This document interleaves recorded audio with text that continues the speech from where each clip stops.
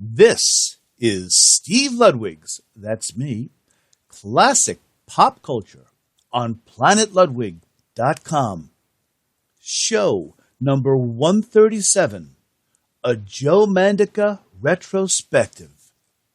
And just before we get started, I want to dedicate this show to Mirella Vancerato, Tracy Brown, and Jeff Brown, as well as Evan Ginsberg, a true champion of the arts.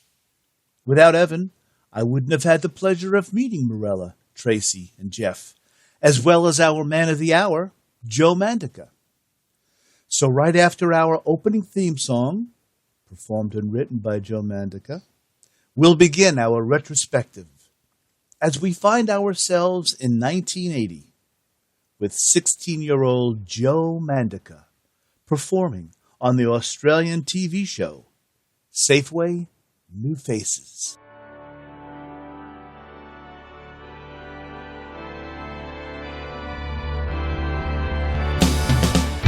Classic pop culture. It's classic pop culture. Hosted by Steve Ludwig and Ludwig. It's classic pop culture. It's classic pop culture. It's classic pop culture.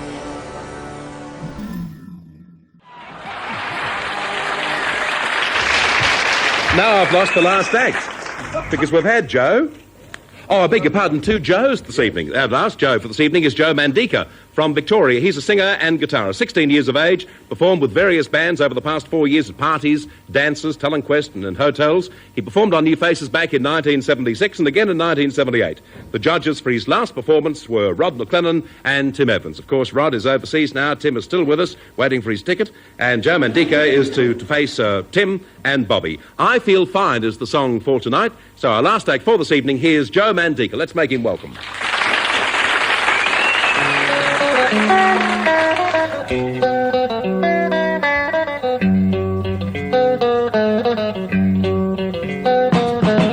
Baby's good to me, you know she's happy as can be, you know she said so. I'm in love with her and I feel fine. Baby says she's mine, you know, she tells me all the time, you know, she said so. I'm in love with her and I feel fine. I'm so glad that she's my little girl. She's so glad she's got it all the world. That her baby buys her things, you know. He buys her diamond rings, you know. She said so. I'm in love with her and I felt fine. Cool.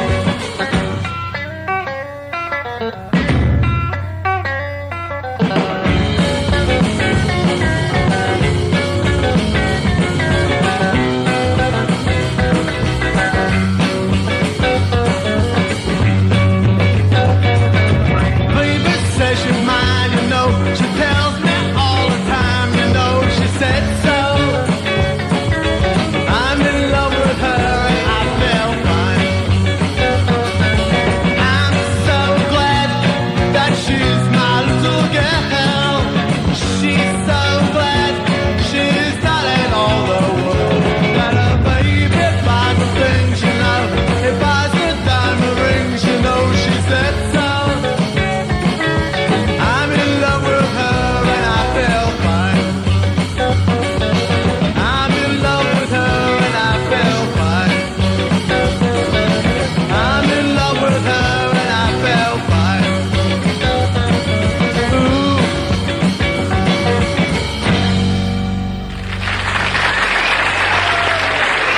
Joe Mandica, our last act for this evening, and the great Beatles song I Feel Fine. He's a huge fan of the Beatles, is Joe. Here's Tim. I like Joe very much. I think he's got a great personality there, and he certainly do pick the guitar well. Only one thing I wish you'd do for me, Joe, and it's just a minor little thing. Clip the ends of those guitar strings when you put new strings on because it looks all messy and distracting. I found myself watching that instead of you. Just for television, clip them, and if you want to do that in the clubs when you go out, if that's what the kids are doing, fine. But cut them and make it look a little neat. Other than that, I like you very much. 40. 40, right. You need 44 from Bobby to tie with the Australian Children's Choir. Joe, 16 you are, eh? Yeah, that's right. Well, you're going along the right track. You've got a great sense of rhythm.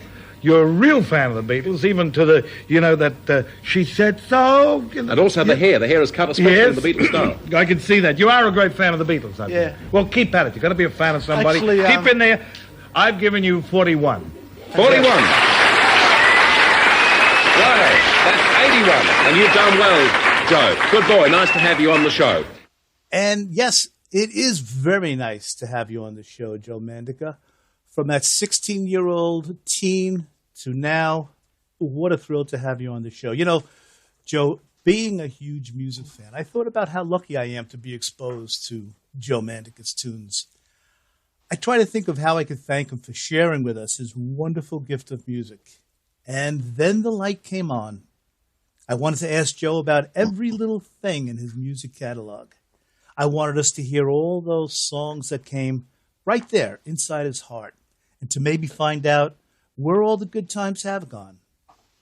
To learn about the life lessons this Australian troubadour has to offer. I wanted Joe to spend an entire show with us to explore his music. He didn't say, "Gotta get back to you." He didn't take the time to think about it. He said, "I'm in." I know that I'm in, and we're all in.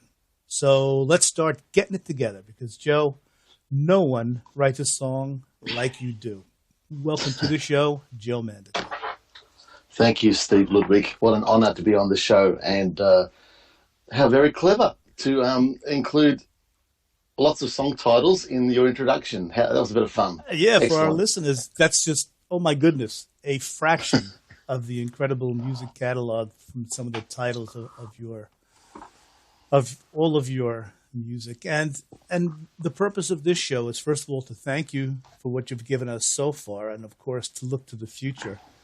But my gosh, Joe, what you've produced so far is more than most people do in a lifetime. How are you so prolific? Oh, well. How's that for a question?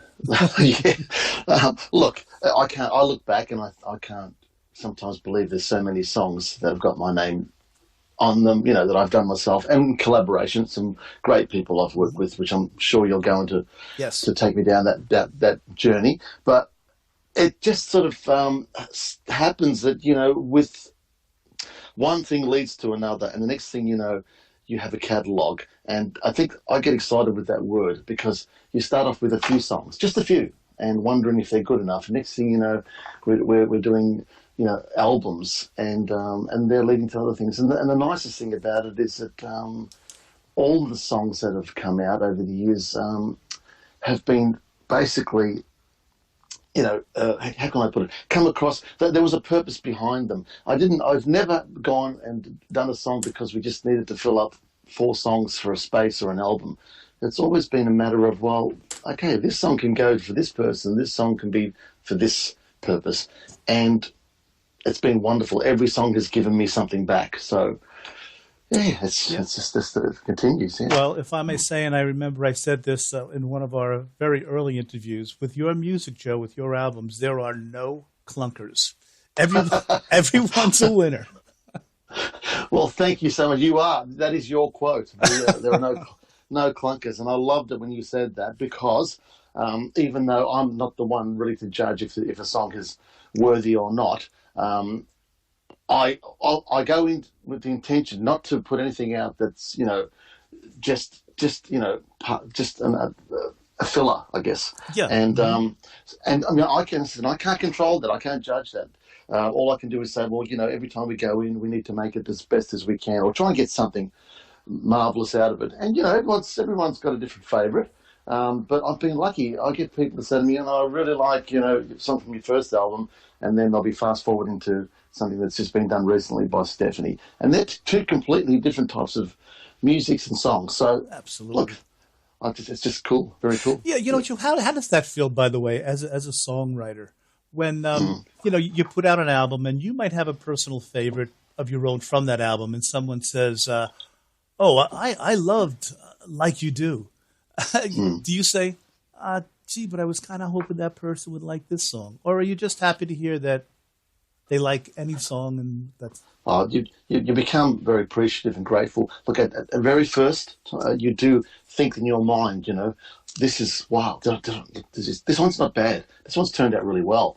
I wasn't expecting it to turn out as well. You've got that thing in your mind where, and then you put it out on an album and you get other people saying, yeah, well, I really like track 7, and you're saying to yourself, track 7, oh, well, that was not really, oh, well, yeah, I like track 7 too. I'm glad you like track 7. It's not a problem. Yeah. But you're waiting for the trumpets to go off. As I say, here it is, that's the one, and they skip to it, another song, and then I realised. Then I've heard interviews with our idols like Paul McCartney often says in interviews when he talks about the early Wings albums, like Wildlife, for example, where the critics and the public, nowhere as good as anything on Abbey Road, and what's he doing, and what a waste of time, and he's lost it.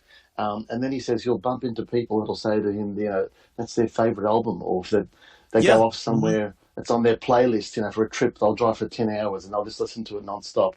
And I think to myself, yeah, I've got albums and songs that I love that no one else would even know that I'm interested in, because it's not what might fall into what they think Joe Mandica likes. So I just think it's terrific that someone might pull out a song and say, look, that's the one that I like. And all of a sudden,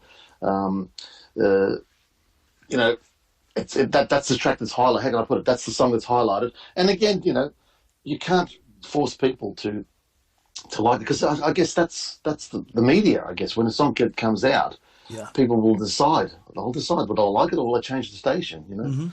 Yeah, so, I've been lucky enough to have some of my other musical heroes besides you on the show, and many musical heroes that you've spoken to, Steve. We'll just mention. I've been so lucky. But it always worries me that if I choose a favorite song from an album, then that person might think, oh, didn't he like the other songs? But no, that's never the case. A favorite song doesn't mean you dislike the other songs. So I wanted to let you know, as a fan, that's the case. Okay, great. So that's wonderful to know. Yeah.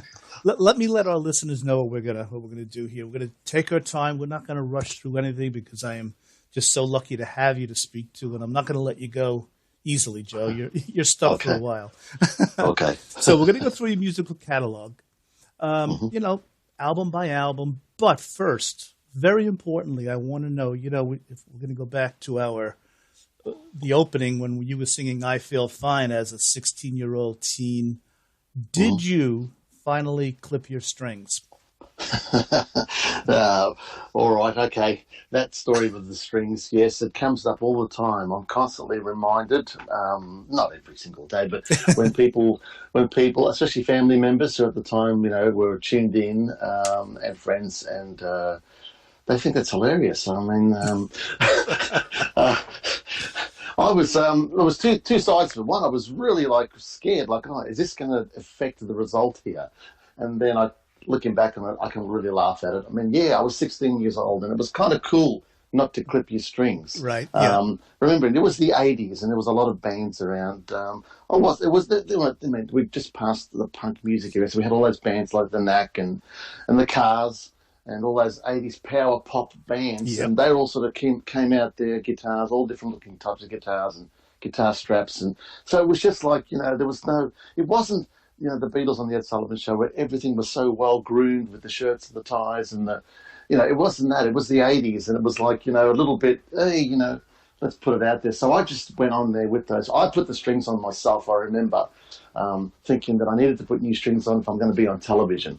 Not knowing technically a lot about it. And basically, the real truth behind it is that I didn't know if I should clip them or not. I didn't know if I clipped them or whether they would break or snap. So I just left them. I didn't.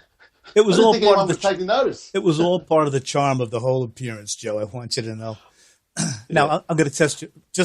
I know I'm going on about this, but I am going to also ask you one other thing. I remember, I don't even know if you remember, but someone had mentioned that you're a big Beatles fan, and you started to say, actually, and then they cut you off. Do you remember what you were going to say? You're really good for you to pick that up. That I've got to commend you. You really picked that up. Yeah, I do remember what I was going to say. At the time, I had been involved in a very small, school kid type thing we did with a friend of mine named Brendan Pierce. We were Beatle fans, and Brendan was a bigger Beatle fan than me at the time, and he was actually looking for someone to do this with, I guess, someone to hang out with. We're going to do this, Joe. And I was like, but I don't know a lot about the Beatles. I like the Beatles, and I don't have a big collection, but he had the collection. No, you got to come with me. He said the Australasian Post newspaper is going to come out and take our photograph and put us on the in the magazine as two young Beatle fans, and be at my house at 10 a.m. So I did anyway.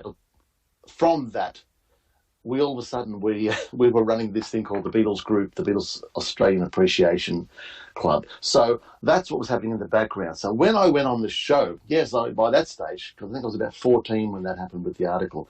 So 2 years into it, I'm a big Beatles fan, and we've got this little club running, and I'm wearing a Beatle badge with the letter B badge on, and I wanted to give it a plug on TV. I wanted to say, actually, because he mentioned you, he said, you're a big Beatles fan. I was going to say, actually, we're running the Beatles fan club, and he cut me short. And I think he says, I've given you 40, whatever. He announced the score, and that was it. We went to commercial break. So poor young Joey Mandica. so who knows where that? What it can, if I would have been able to mention it, who knows where it would be today? Maybe the Beatles fan club would have been my journey, and nothing else at all. But anyway, he cut me short, and that was the end of it. Well, if him cutting you short led to this, I think it's a good thing he cut you short because of all that's led to. All right, so now, listeners, we're not going to particularly go in chronological order. We're going to go back and forth, but we are going to cover Joe's entire career. So I thought, Joe, a good place to start would be your first solo CD, 1,000 Miles. Okay. From 2007, I believe? That's correct. Okay, so why don't you tell us about the whole story behind 1,000 Miles? Okay, 1,000 Miles album, yep.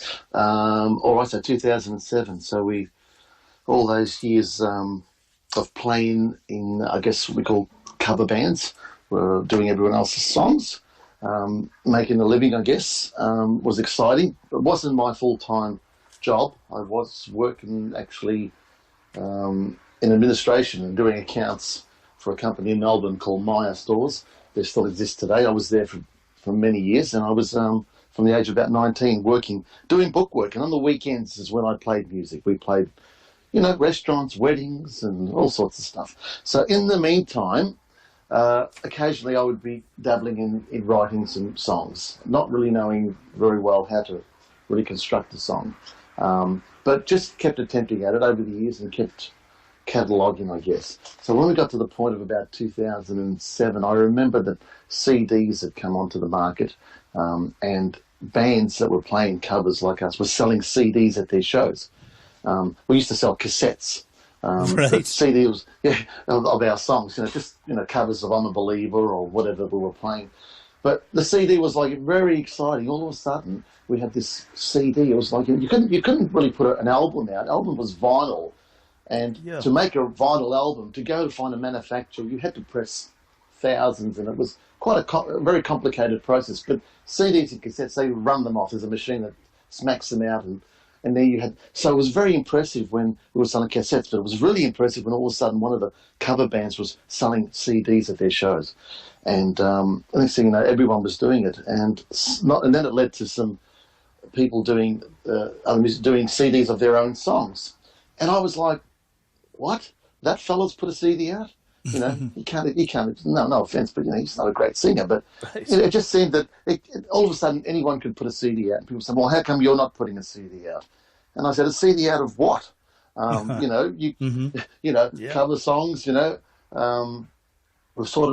We did that. We'd done that to sell at the shows, but a CD of original songs, Anyway, cut a long story short, someone said to me, you should put out a CD of some of your songs because, people are now into buying CDs. So I said to the drummer at the time, with my musical partner, we grew up together, Vince Medaffery.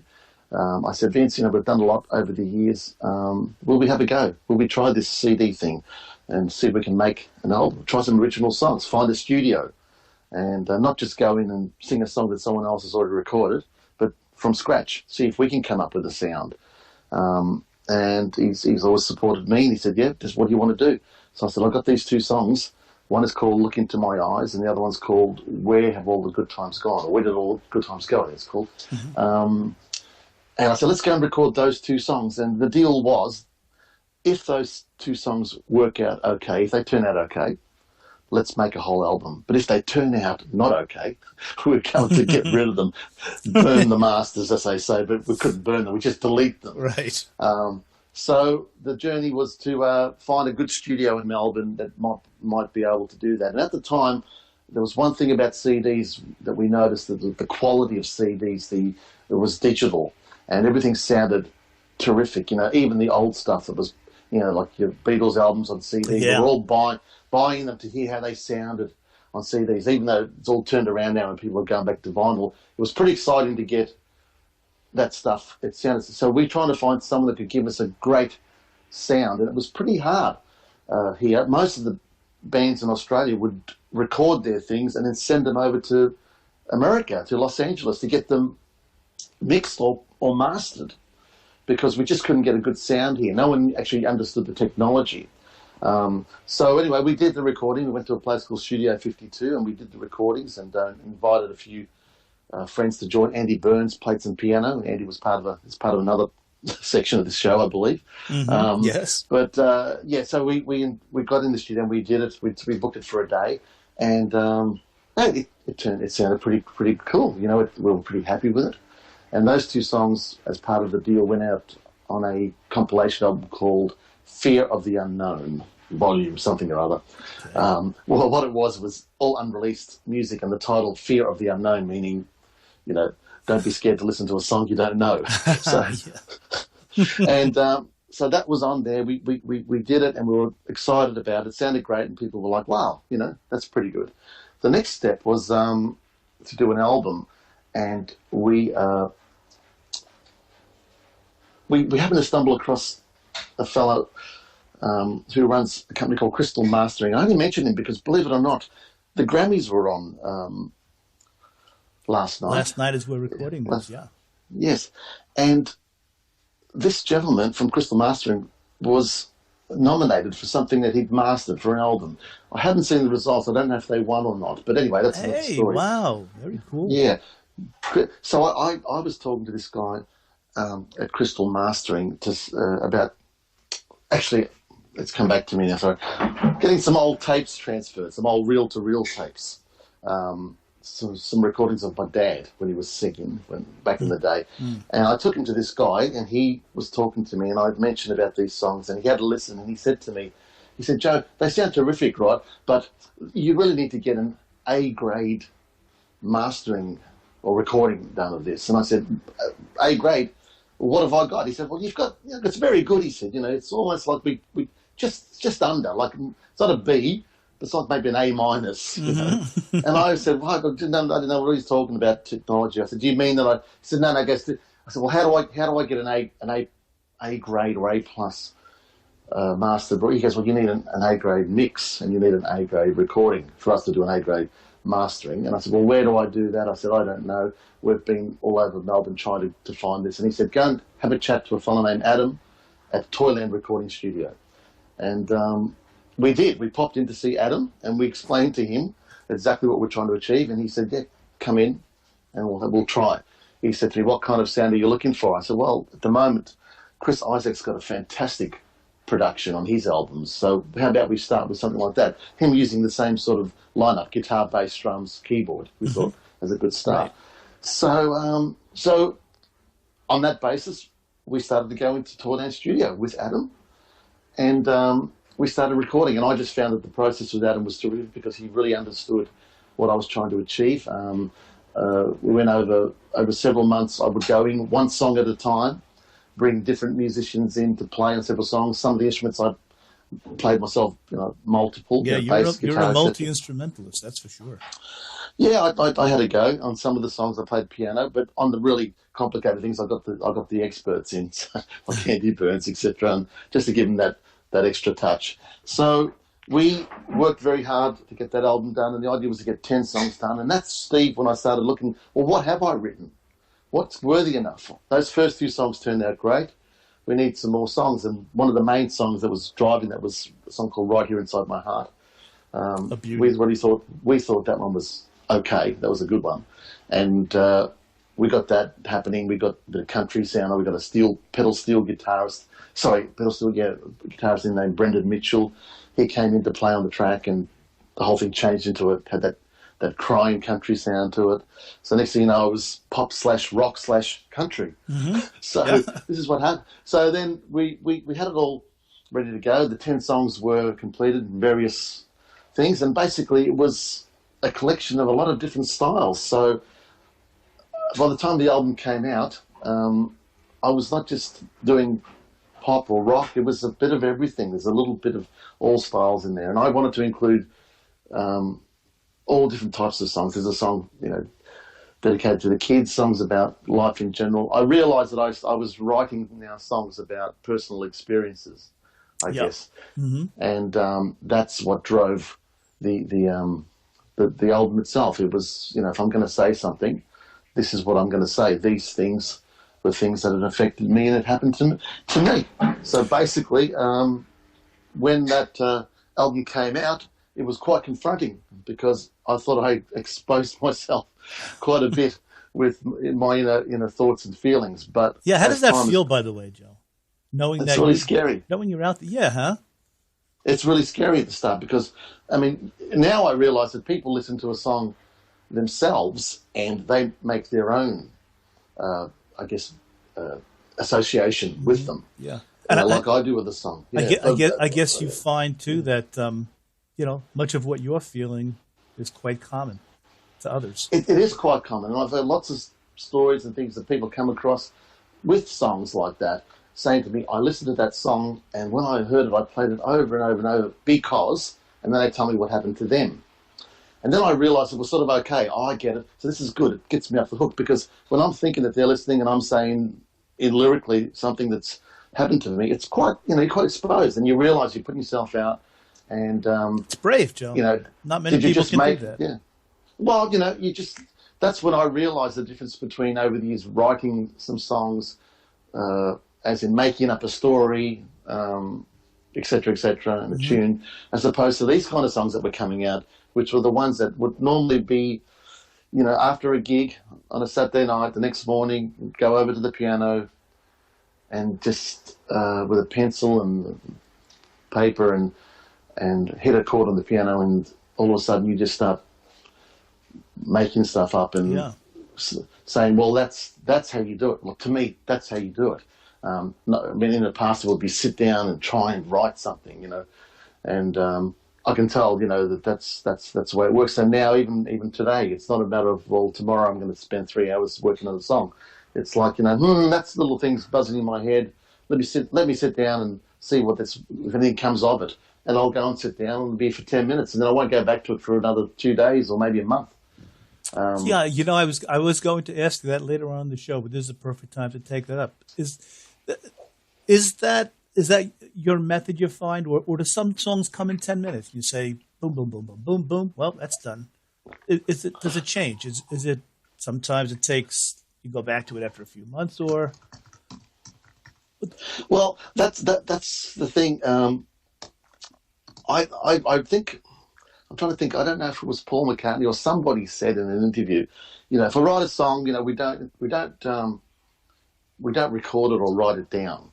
We try and remember it the next day.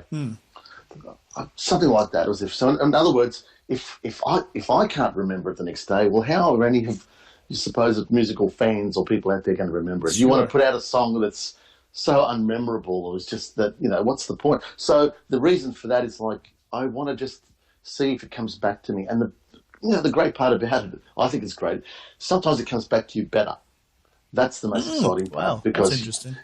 Because in a few cases where I thought, I'm just going to cheat a little bit here. I'll just make a little note. That was an F sharp or a B flat, I just want to test myself, and I'll just make a little note on paper so that when I go back to it, and then I'll go back and say, how do I remember it? And I'll sing it, and I'll say, oh, that's really good now. But originally I had it a little bit different.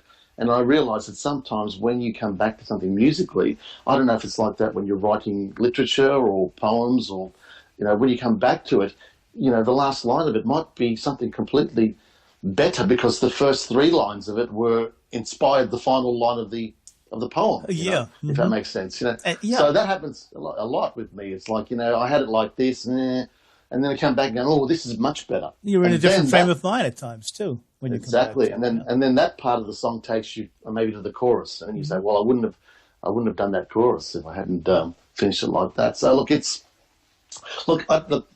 I'm sure there are thousands of books out there on how to write a song. I didn't study any of them, read them. I just was inspired by all the people that I like musically, and from my musical colleagues like Peter Rector, who inspired me musically. And basically, at the end of the day, that thing to say, I'm putting a song out.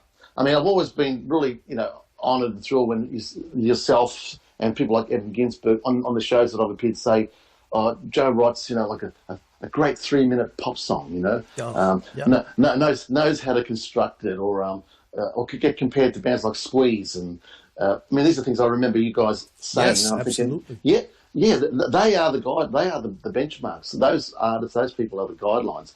They're the ones that when I listen to a pop song, I'm thinking, where do they go with it? Well, Joe, why don't we treat our audience, and I'd like to play a couple of songs from 1,000 Miles. I just want to quote from a song. I just can't wait to see your smile every day. Every day I miss you. For you, I'd run 1,000 miles. Thus the title of your album. But we're going to start off with a song we mentioned before.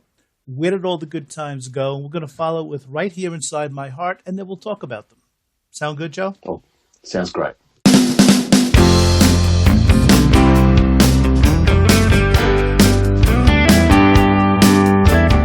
Where have all the good times gone? It's funny how it seems so long since I've seen you. Where did all those good times go? Walking with you down the road, running to keep out the cold. Can you see it? Where did all those good times go? And it's so nice to see your face. Don't blink twice, cause it might erase. And it's so wild, it almost seems like a dream. Never thought I'd let you go. Why I did, well, I don't know. Got me reaching, but where did all those good times go?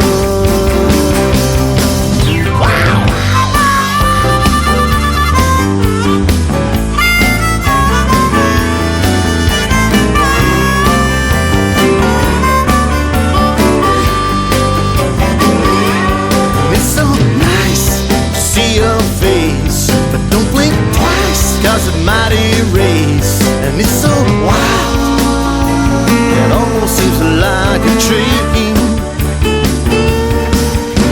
I'm funny, but it's time to go.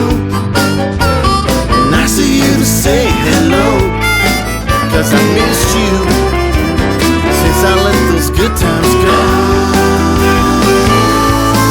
Yes, I missed you since I let those good times go.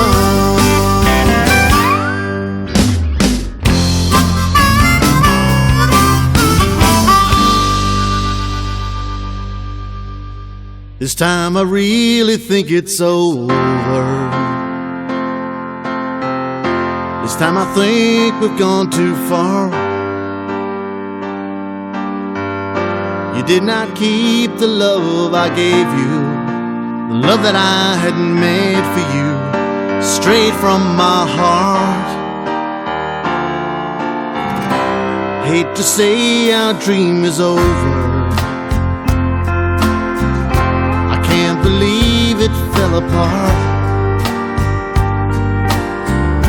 And to this day I don't know why you didn't want to try to make a brand new start. If I could only make you see I'm not the one who used to hurt you every day. If I could find a way to show this time it's gonna be for real. Take back the words that you have stolen and try to mend a broken heart. We laugh, we cry, but though you're gone, you always will remain right here inside my heart.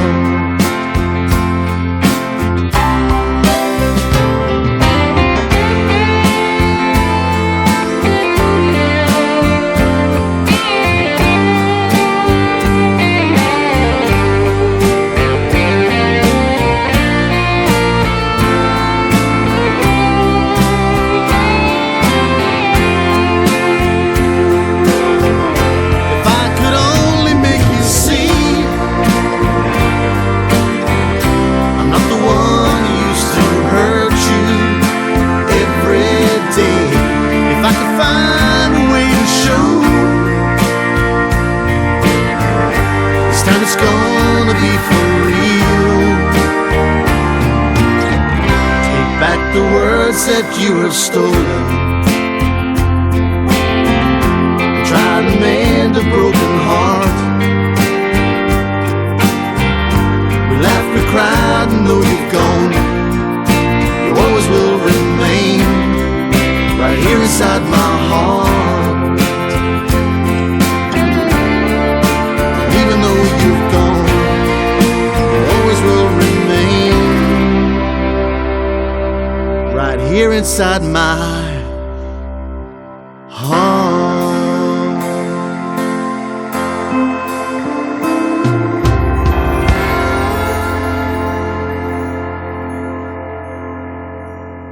This time I really think it's over. This time I think we've gone too far.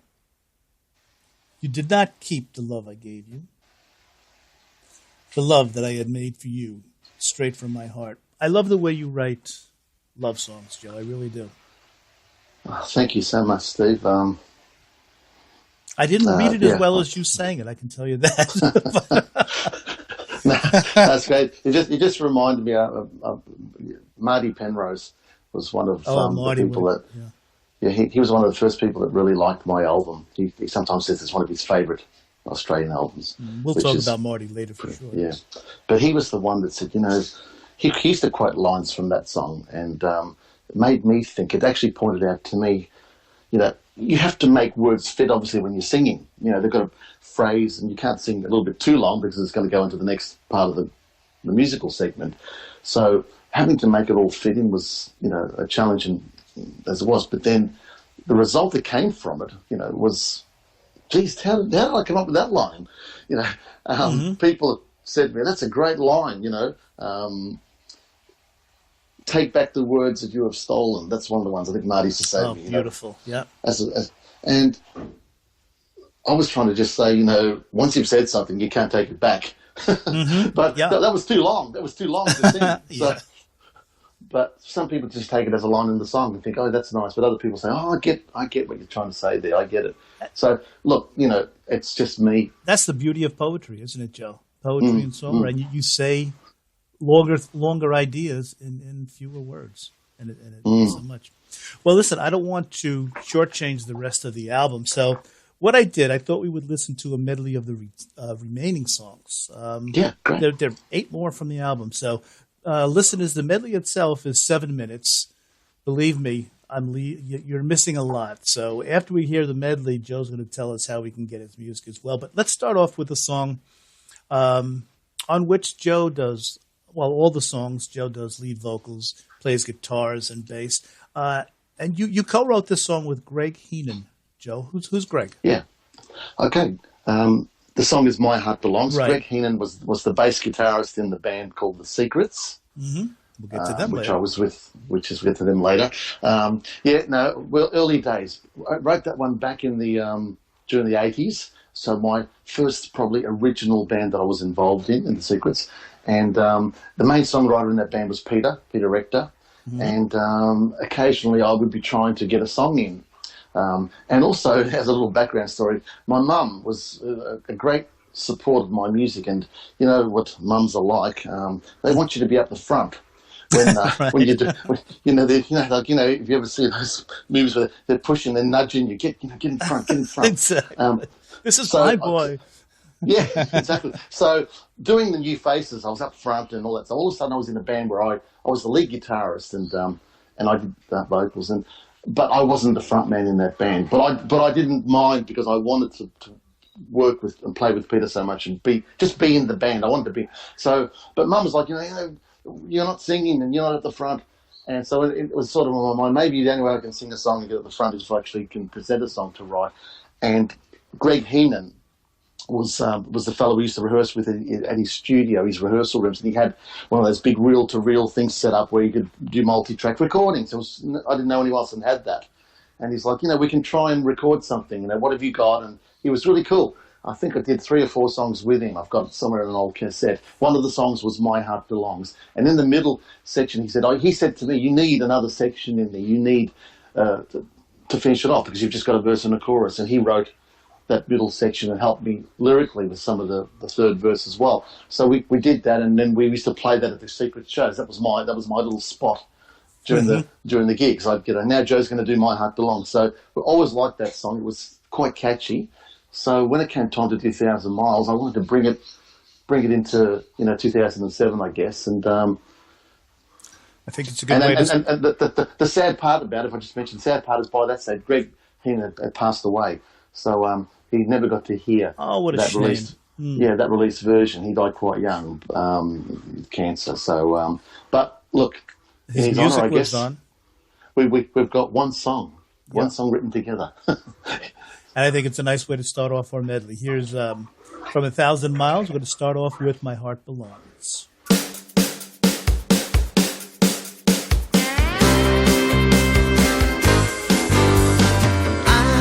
Know that you could be loved by nobody else but me. When I hold you close, you'll see. Don't ever leave me all alone, 'cause I need you. My heart belongs to only you. She's just a crazy girl. She's just a crazy girl. She's just a crazy girl. Whoa, you know her name. And everybody knows the way I feel, the way I feel. And everybody knows. And everybody knows. And everybody knows the way I feel.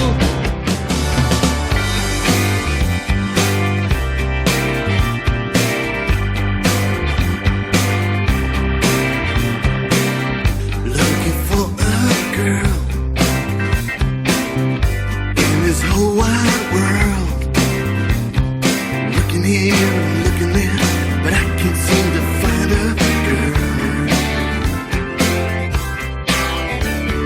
I got a song on the mountaintop. I'm building like a buttercup. Will she drive a Mustang? Or will it be my brown-eyed girl?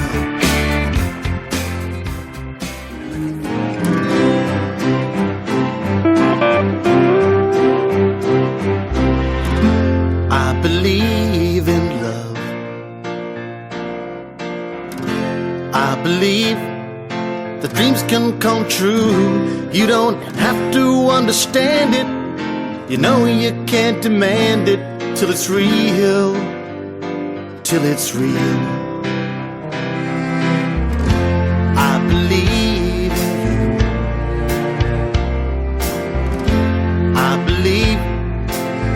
can be too. I know I can't demand it, but you gotta understand the way I feel, the way I feel. When you're standing in the corner, try not to look into my eyes again. Don't you know it's then I realize it's you, and no one else would do for me.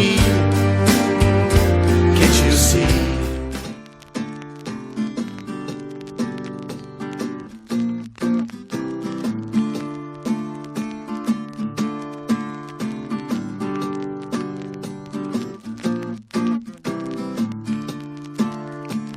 I tried to catch your eye, but I get no reply. You think my life's so fine, but I'm just doing time. Some days they come and go, while others go so slow. You see me with a smile, but nobody would know how low I go when I'm alone for you. Oh, you, yes, you, and you won't come home to me. Oh, I just can't wait to hold you. I just can't wait to see your smile every day. I miss you, for you I'd run 1,000 miles. I just can't wait to hug you. I just can't wait to see your face. Deep in my heart, I love you. No one will ever take your place. I know you're so far away.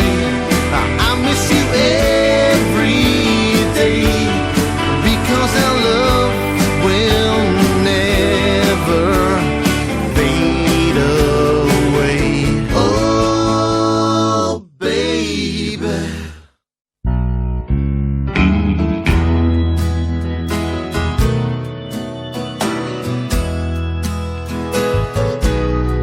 We didn't even take the time to say it's over. We wouldn't even make the time to say we're through. But in the end, you were my friend. Our days have gone, come to an end. We didn't even take the time to say goodbye. I still believe we needed time to talk it over. You would have seen that all I really need is you. But in the end, you were my friend. Now I'm alone. When will it end? We didn't even take the time to say goodbye. Sometimes I feel like crying. Sometimes I feel like dying. 'Cause I'm in love with you. What can I do?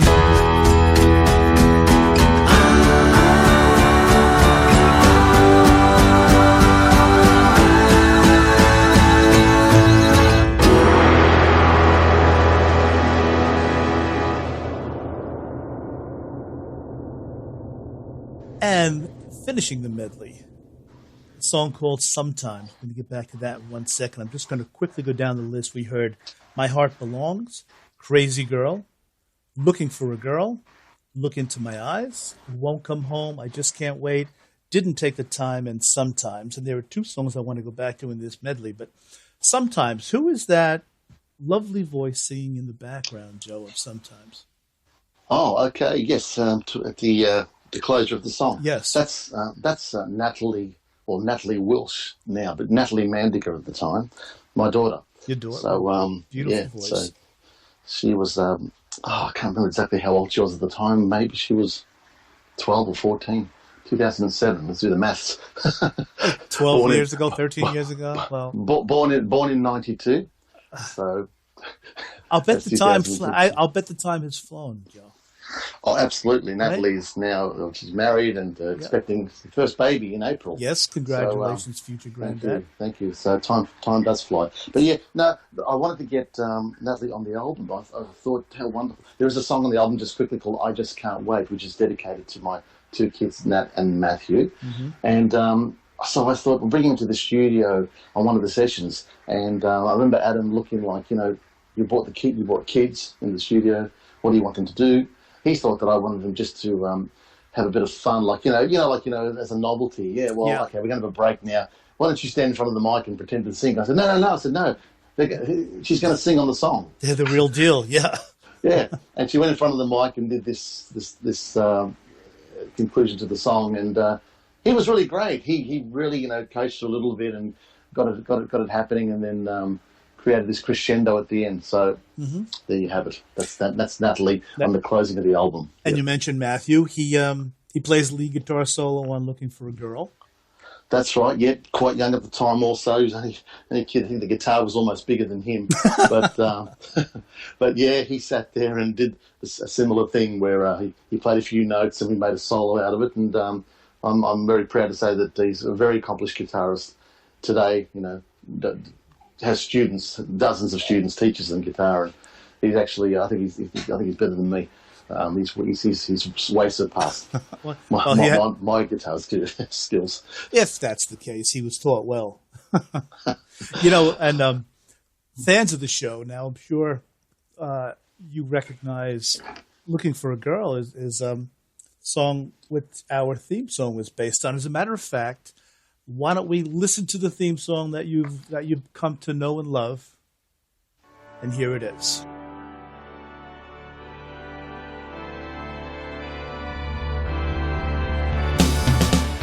Classic pop culture. It's classic pop culture. Hosted by Steve Ludwig and Ludwig. Classic pop culture. It's classic pop culture. Classic pop culture. There it is, everybody. Now you recognize, and now you know the story behind our theme song. Thanks to Joe Mandica. Now, Joe had, like we said, he had his daughter Natalie and his son-in-law Zach and his son Matthew on 1,000 Miles. That brings us a few years ahead to an album called The Initiative. And before we even talk about The Initiative music-wise, I do want to take a moment to give thanks to Jeff Brown. Oh, Jess, good old Jeff. Yeah, I was at a party for Evan Ginsberg, actually. He was beginning his Legends TV show. And Evan had Jeff Brown as a friend of his that he had met on Facebook. They have wrestling, the love of wrestling in common. And Jeff had come up to me. Evan introduced me. He gave me this album. It's called The Initiative, and I heard it on the radio, and it's, to get a chance, listen to it. And really, The Initiative is what started our friendship, Joe, and my getting into your music. So before anything, I want to thank Jeff Brown and his lovely wife, Tracy Brown, for turning me on to your music. And how did Jeff... It's an interesting story. How did Jeff Brown learn about your music, Joe? Yeah, Jeff Brown's Jeff Brown loves music and loves movies. He's like yourself. He's into all that culture, pop culture thing, I guess. Mm-hmm. So he's just a big fan in general, and he likes Australian music too. He's a huge fan of Australian artists, and the story. This is the story, just briefly. Jeff works some shift work, so he's working different hours of the morning I'm thinking that's correct. And he was driving home from one of his shifts around about 6 or 7 a.m. I think it was more like 6 a.m. in the morning.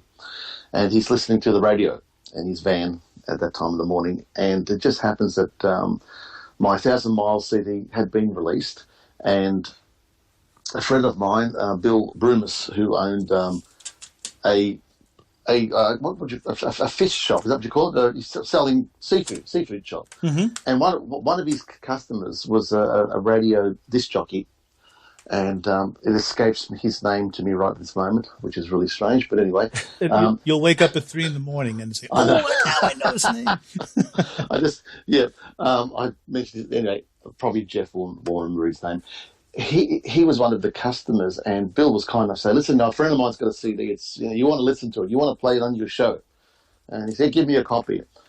And out of the blue, one morning at around about 5:55 or whatever, I'm thinking it's at the time of the morning, my phone started ringing, and I think it was my brother telling me that I'm on the radio. Go to 3AW. Go to 3AW radio. Your song's on the radio.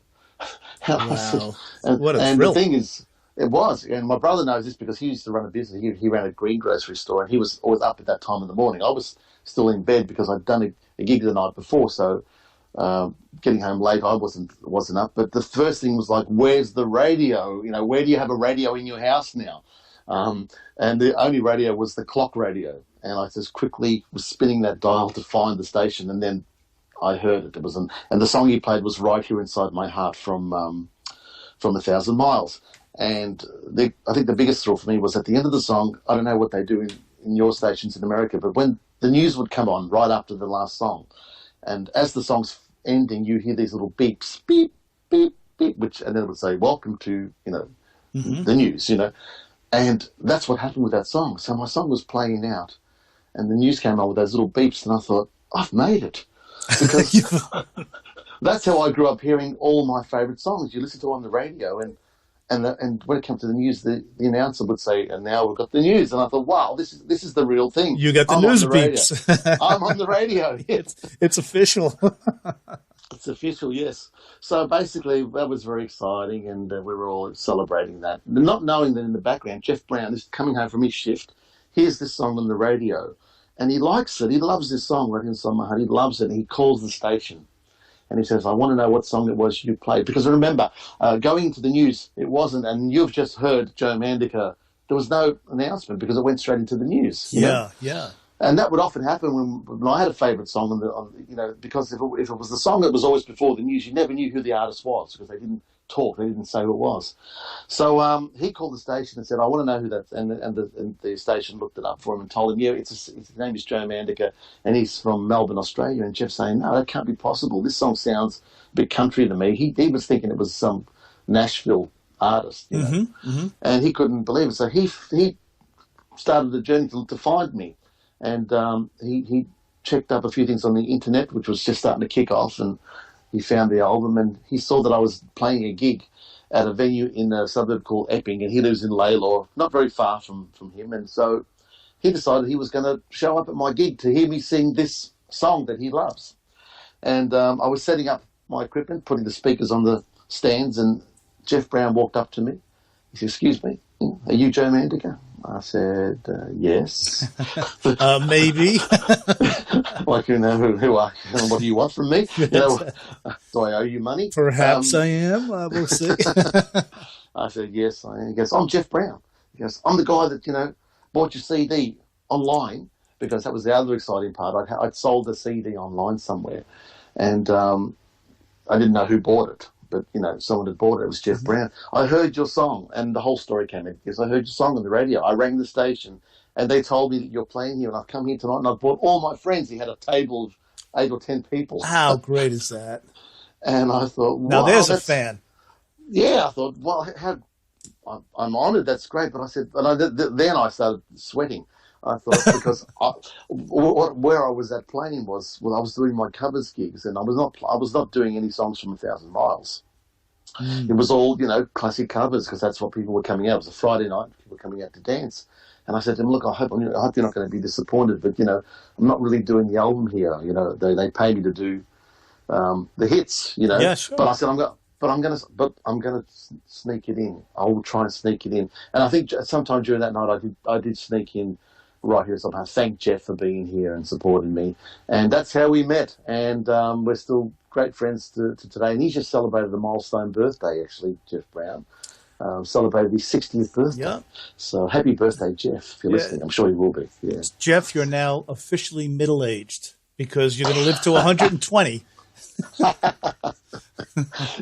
And he will. Yes, he will. yeah, he will. He will. I know he'll be at our funerals, that's for sure.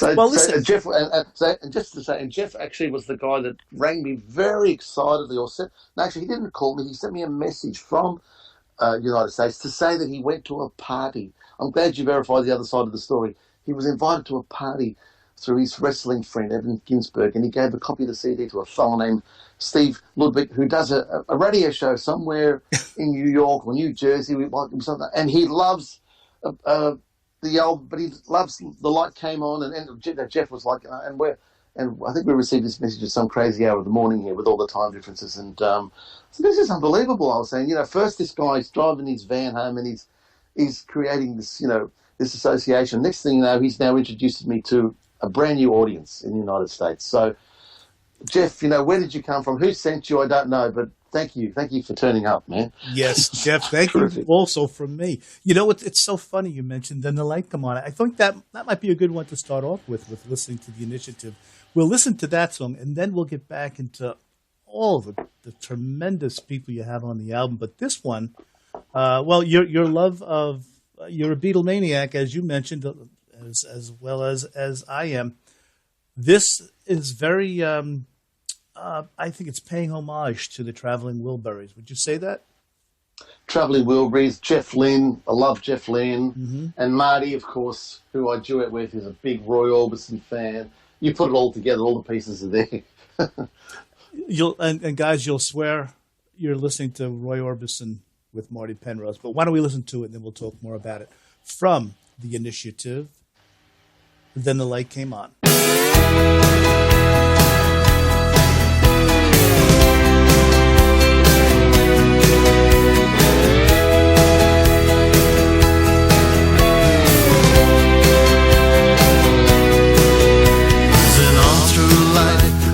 Trouble and strife, never felt I belonged. Known you all the time, never seen any sign, don't know where it came from.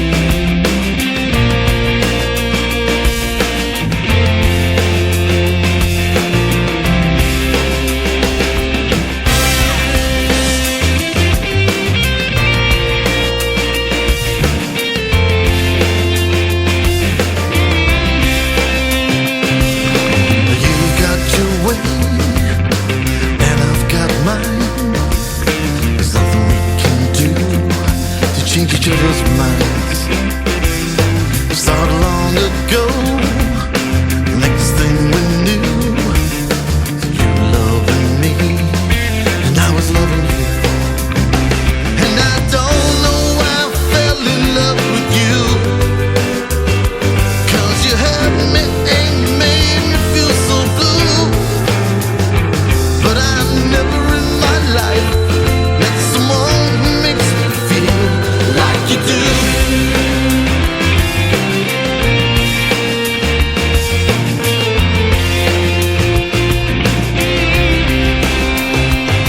Why don't you leave me alone? Could you just walk away? Don't you come back, leave me to pray.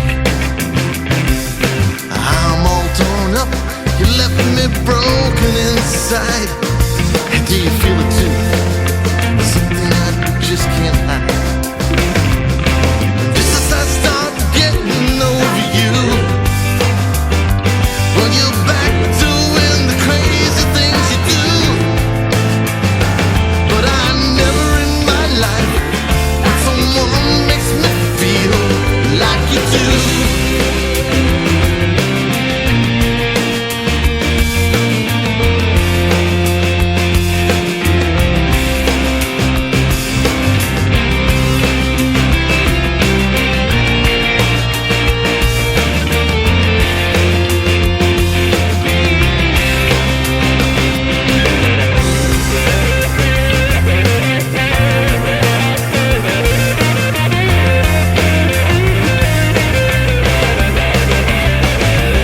And just as I start getting over you, well, you're back doing the crazy things you do. You're so crazy, you. But I never in my life met someone who makes me feel like you do.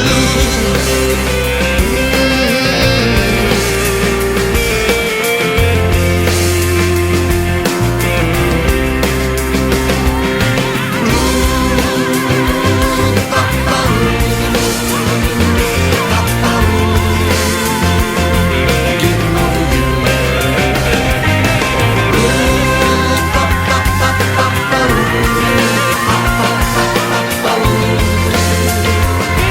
Getting over you.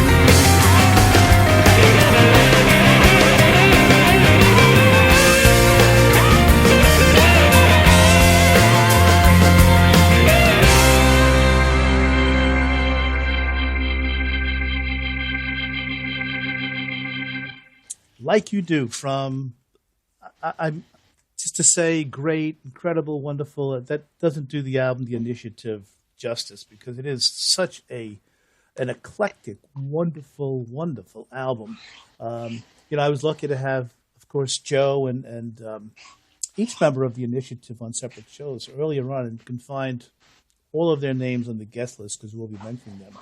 But for those who may have missed those shows, Joe, give us some background as to the whole concept of The Initiative, which was your baby from the start.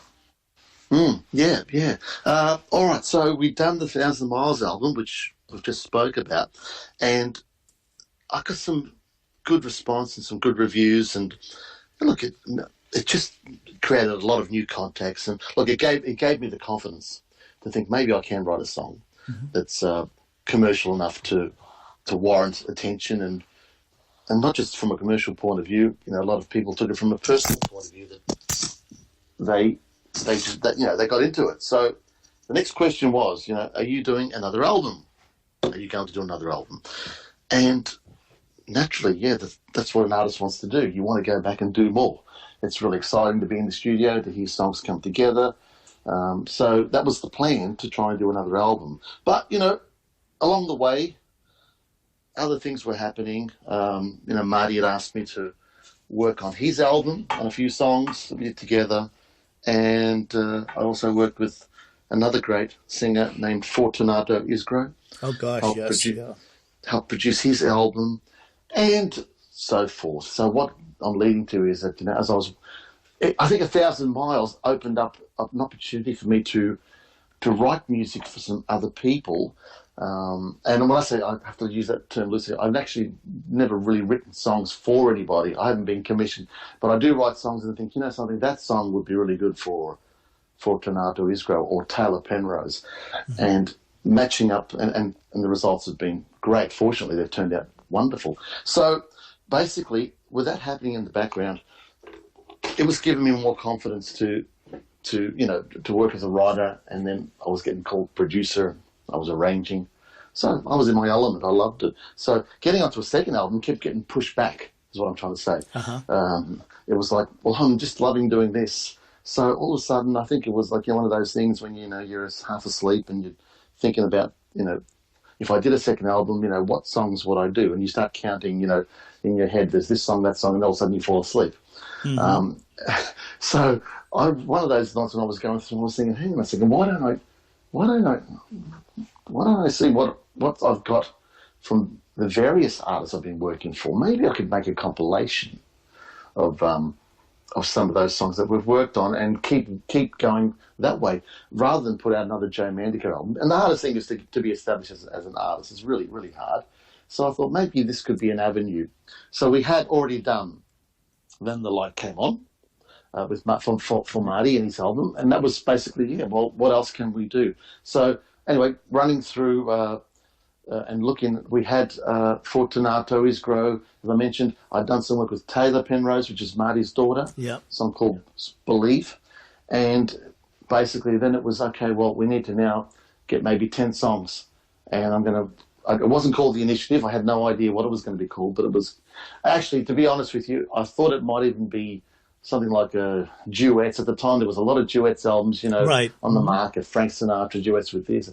And I thought maybe I might do some duets, but that didn't last long. It was more a matter of getting the artists to showcase. And then I actually loved sitting back. I actually loved taking a back seat. I didn't want to, I do feature on Like You Do, and I do duet with Marty, that's where the duet came on, Idea Council. And I thought I'll just keep doing duets with people I like to work with. But and really Joe, nice. I believe you play instruments on every song, of course. Yeah, and I was involved in either playing some instruments or writing part of the songs, or I was involved in every track, either as a writer, musician, or vocalist, or whatever. So that was for me my reward. But as it was coming together, and there was more songs, and so it was basically, who else can I ask, and who else would I like to work on the album? And I think it ended up being 14 songs, not 10 songs. Right. And inclusions on there were, I wanted to get Natalie and Matthew involved again, my kids. So that was a reason to get them on the album. And each song and each artist came across. Basically, it's Joe Mandica and friends, I guess. Yeah. And everybody on the album, I must say, every person that I asked was honoured or thrilled. I was so surprised. Of course, we'd love to be on the album. No one said no. I don't want to do that. Well, look, are you kidding me? Look what you have to offer, Joe. I mean, you're a fantastic songwriter, producer, musician. How could they not want to? Really, I mean, I can see why they said they'd be honored to be on the album. Really. Well, thank you, Steve. Yeah, thank you. Time passes and you forget at the time, how people were excited to be involved, and it was exciting. And going into the studio, it went from this way. Some of the people that played on the album, not even the vocalists, but like Paul Criticos on bass. He said, Joe, I love going in the studio. Thanks for the opportunity. So he was ready to go. He was in there, and so forth. And then the vocalists, of course, some of them had been in recording studios before. Some of them, a couple in particular, had never been in a recording studio before, and they were the ones that were super excited. And then their excitement produced some amazing results. Yeah. I'm going to just quickly go through the list of performers, and then we're going to hear a medley of the rest of the songs. Of course, we have Marty Penrose, his daughter Taylor Penrose, a lovely voice in her own right. Nino Bisignano. Nino, I messed up your name the last time you were. Joe, help me out. Nino Bisignano. Yeah, that's it. Exactly. Bisignano. I love you, Nino. It's your name that gives me trouble. And that's my fault. We had Grace Marino, Fortunato Isgro, and Natalie and Zach Wilsh. Yes. And, of course, our man of the hour, Joe Mandica. I think I got everybody. There was seven. It was seven different main vocalists, Yep. and then we some duetted, etc. So that's how it worked out. Well, and then we had this variety of songs, and it had a life of its own. You know, it just kept going, and then we. how about if we get into a medley right now of the remaining 12 songs? And the first song is Marty Penrose, and he's joined by his daughter Taylor. First song in the medley is Getting It Together.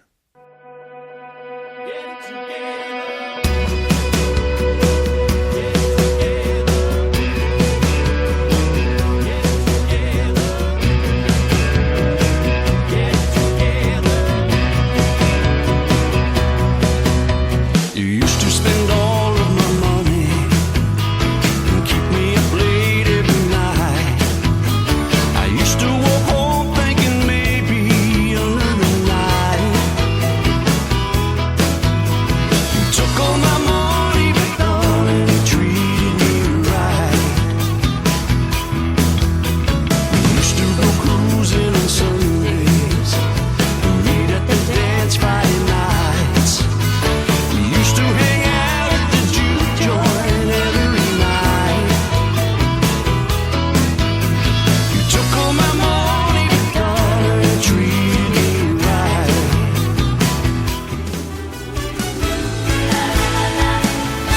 He gives me everything. He makes my life worth living.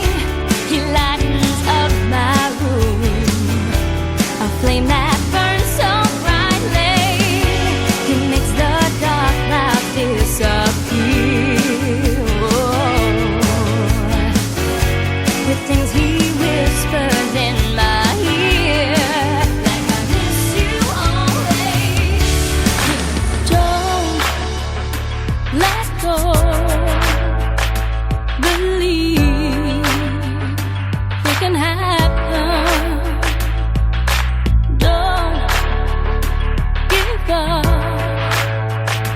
Believe it'll happen. Hope comes and goes, but deep you always know. You must believe. Slow down.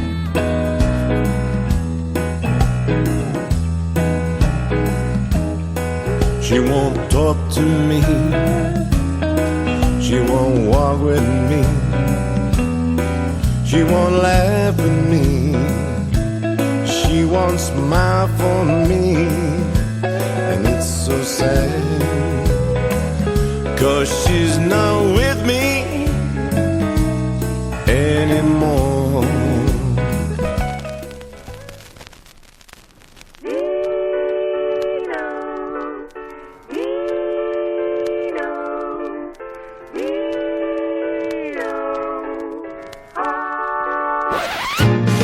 You like me, and it's true.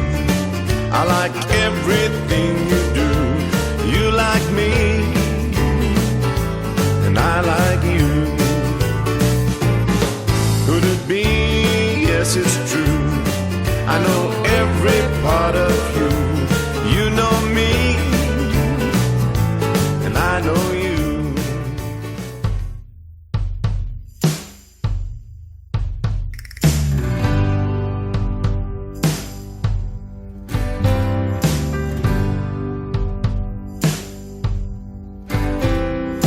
I just had my heart broken by you. No, no, love's just gone and made a fool of you. No, it's true. Feel the need to succeed in this life that continues to challenge me. Do you learn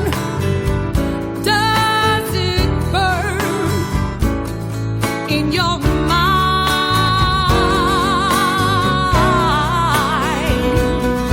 Do you want to make our love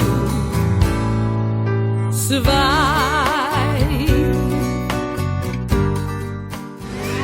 And it's so nice to see your face, but don't blink me twice, 'cause it might erase. And it's so wild, it almost seems like a dream. I never thought I'd let you go. Oh, why I did, well, I don't know. Got me reaching. Where did all those good times go?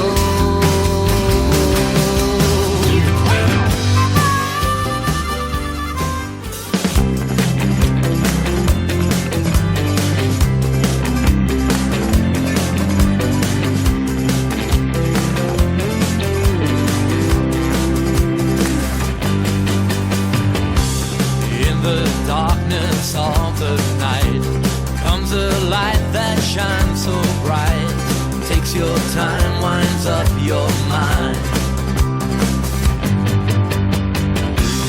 When she talks is truer, makes the water bluer, takes your time, winds up your mind. And I feel emotions like a magic potion.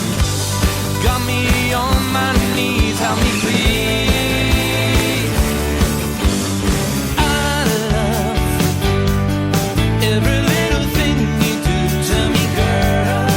Every little thing you say to me, girl. Every little thing. I love every little thing you do to me, girl. Every little thing you say to me, girl. Every little thing. I can't give you anything but love, love. You're the one that I've been thinking of, love.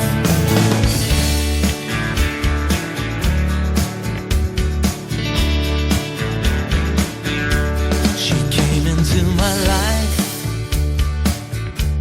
I thought she was the one. I knew that wasn't true. But what else could I do? She treated me so nice. I was in paradise. But then I let her go. Made me feel so low. So tell me what to do. I keep thinking of you, and so I can't move on. These feelings are too strong. How should I feel? Is it for real? It's in my heart every way. 'Cause I feel every day that I can't get your face off my mind. No, I can't get your face off my mind. You looked at me, took my life by surprise. Hit my heart, changed my pace, left me dreaming in a daze. 'Cause I can't get your face off my mind. No, I can't get your face off my mind. 'Cause I can't get your face off my mind.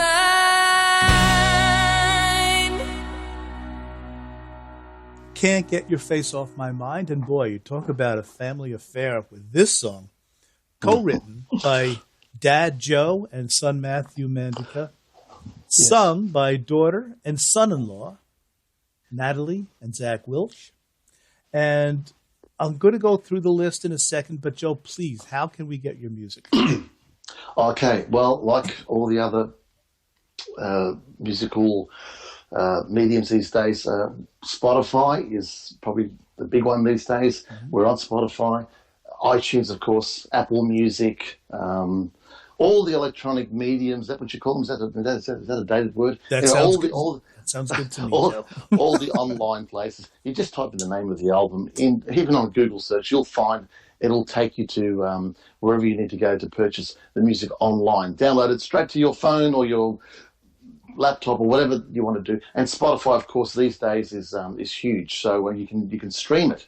They're all available on there. Physical copies, still got some physical copies of the album. There is on my website, joemandica.com. You'll see a link where you can purchase a physical copy of the album if you need to. And, of course, with a physical copy for the people that like them, there is a booklet with lyrics and photos of the singers and all that other info that people, that still like to collect that stuff have if you really want to get a physical copy. Joe, I am so old school when it comes to that. I love the physical copies. Really, it's just I love to follow along with the lyrics, and like you said, there's a beautiful booklet enclosed in the actual CD package. And I don't know, what do you prefer? Do you prefer physical copies personally, just as a music lover, not even a producer of music? Oh no, definitely. And I get sad when people say, "No, it's going to finish. It's going to end. There'll be no more. It's all going to be just on your computer." Well, it's like, well, where is this? That great book that I read. You finish reading it, you put it on your bookshelf, and that's what it is to me. I mean, I received over Christmas, from family some CDs. I mean, the Abbey Road 50th anniversary CD album, the Beatles double wide, and Jeff Lynne's new one. Well, I mentioned just those three. I got them on CD. I opened them up. I read the liner notes. And then when they're finished, I mean, I do put them on my computer to listen to, and on my phone, and we have a little box now with those little boom boxes that you can put around anywhere in the house so you can listen to it, because that seems to be the simplest way to listen to music these days. But at the end of the day, they sit on my shelf. People say, "Why do you want that for?" Well, you'll find out one day. Yeah. Well, I mean, when your computer crashes and you've lost everything. Yeah, and there's nothing. Even take it one step further. There's nothing like curling up or cuddling up on the couch with a nice album, too. Yeah. Looking at the album. And Jeff, what's unbelievable? If it's going to be phased out, have a look at all these CDs that are coming out. I mean, some are reissues, but even then, they are lavishly produced. I mean, it's like they're really encouraging you. You go and buy a CD now. You don't just get a CD with a bit of paper with the songs on it. They have photos, booklets, the liner notes. I feel it's a further expression of the artist. Yeah, these albums, if you've got the original copy and you buy the reissue, it's like 3 times the size and value now. Also, they're giving us even extra songs, bonus tracks and unreleased things. So I think the industry is finding a way slowly to keep it alive. And hopefully that'll be the case. Yeah. I saw just quickly on Facebook, there's a Hank Williams box set come out. Apparently they found all these old transcription radio shows and they've remastered them for fans of country music. But those videos they make of unboxing, when you watch someone. Sure. Absolutely. Well, I watch it's this one's made into a book. It's like a coffee table book. And when you open up the front cover and the back cover, there are 6 CDs either side, total of 12 CDs. Wow. And they all fit into the slot. And then when you finish with it, it folds back into a book and the book goes on the shelf. Now, what a great gift, Absolutely. It's funny you mentioned Hank Williams. One of my wife Sue's favorite movies was George Hamilton's The Hank Williams Story. Oh, right. From I guess it was the 60s. I'm not even sure if it was the 50s or the 60s. But she just loves that movie. George Hamilton starred as Hank Williams. But it's funny. I've heard of that movie. I've never seen it. I've seen a more current movie about him, but I must try and find that one because I'm sure it's on even YouTube. Did George Hamilton do the singing, or did he mime the? No, I don't. I'm not sure, Joe. Yeah. I think he's more. I've never heard him sing. I would imagine he mimed, or maybe someone, did Hank Williams songs, and he did that. But anyway. Yeah. Now, let me go through the list of what we heard in the medley, as a matter of fact. Okay. we started off with, like we said, Getting It Together with Marty and Taylor Penrose, and then Taylor Penrose, Gives Me Everything, written by Joe. Oh, and I wanted to mention, Getting It Together was co-written by you and Marty. No, actually, so I could correct you. That was actually co-written with Peter Rector. Peter from Rector. Secrets. Oh my God, Peter. Yeah. Peter, I am so sorry. I knew that, Joe. I just wanted to see if you were paying attention to me. Yeah. No, you're not buying that, I guess. Okay.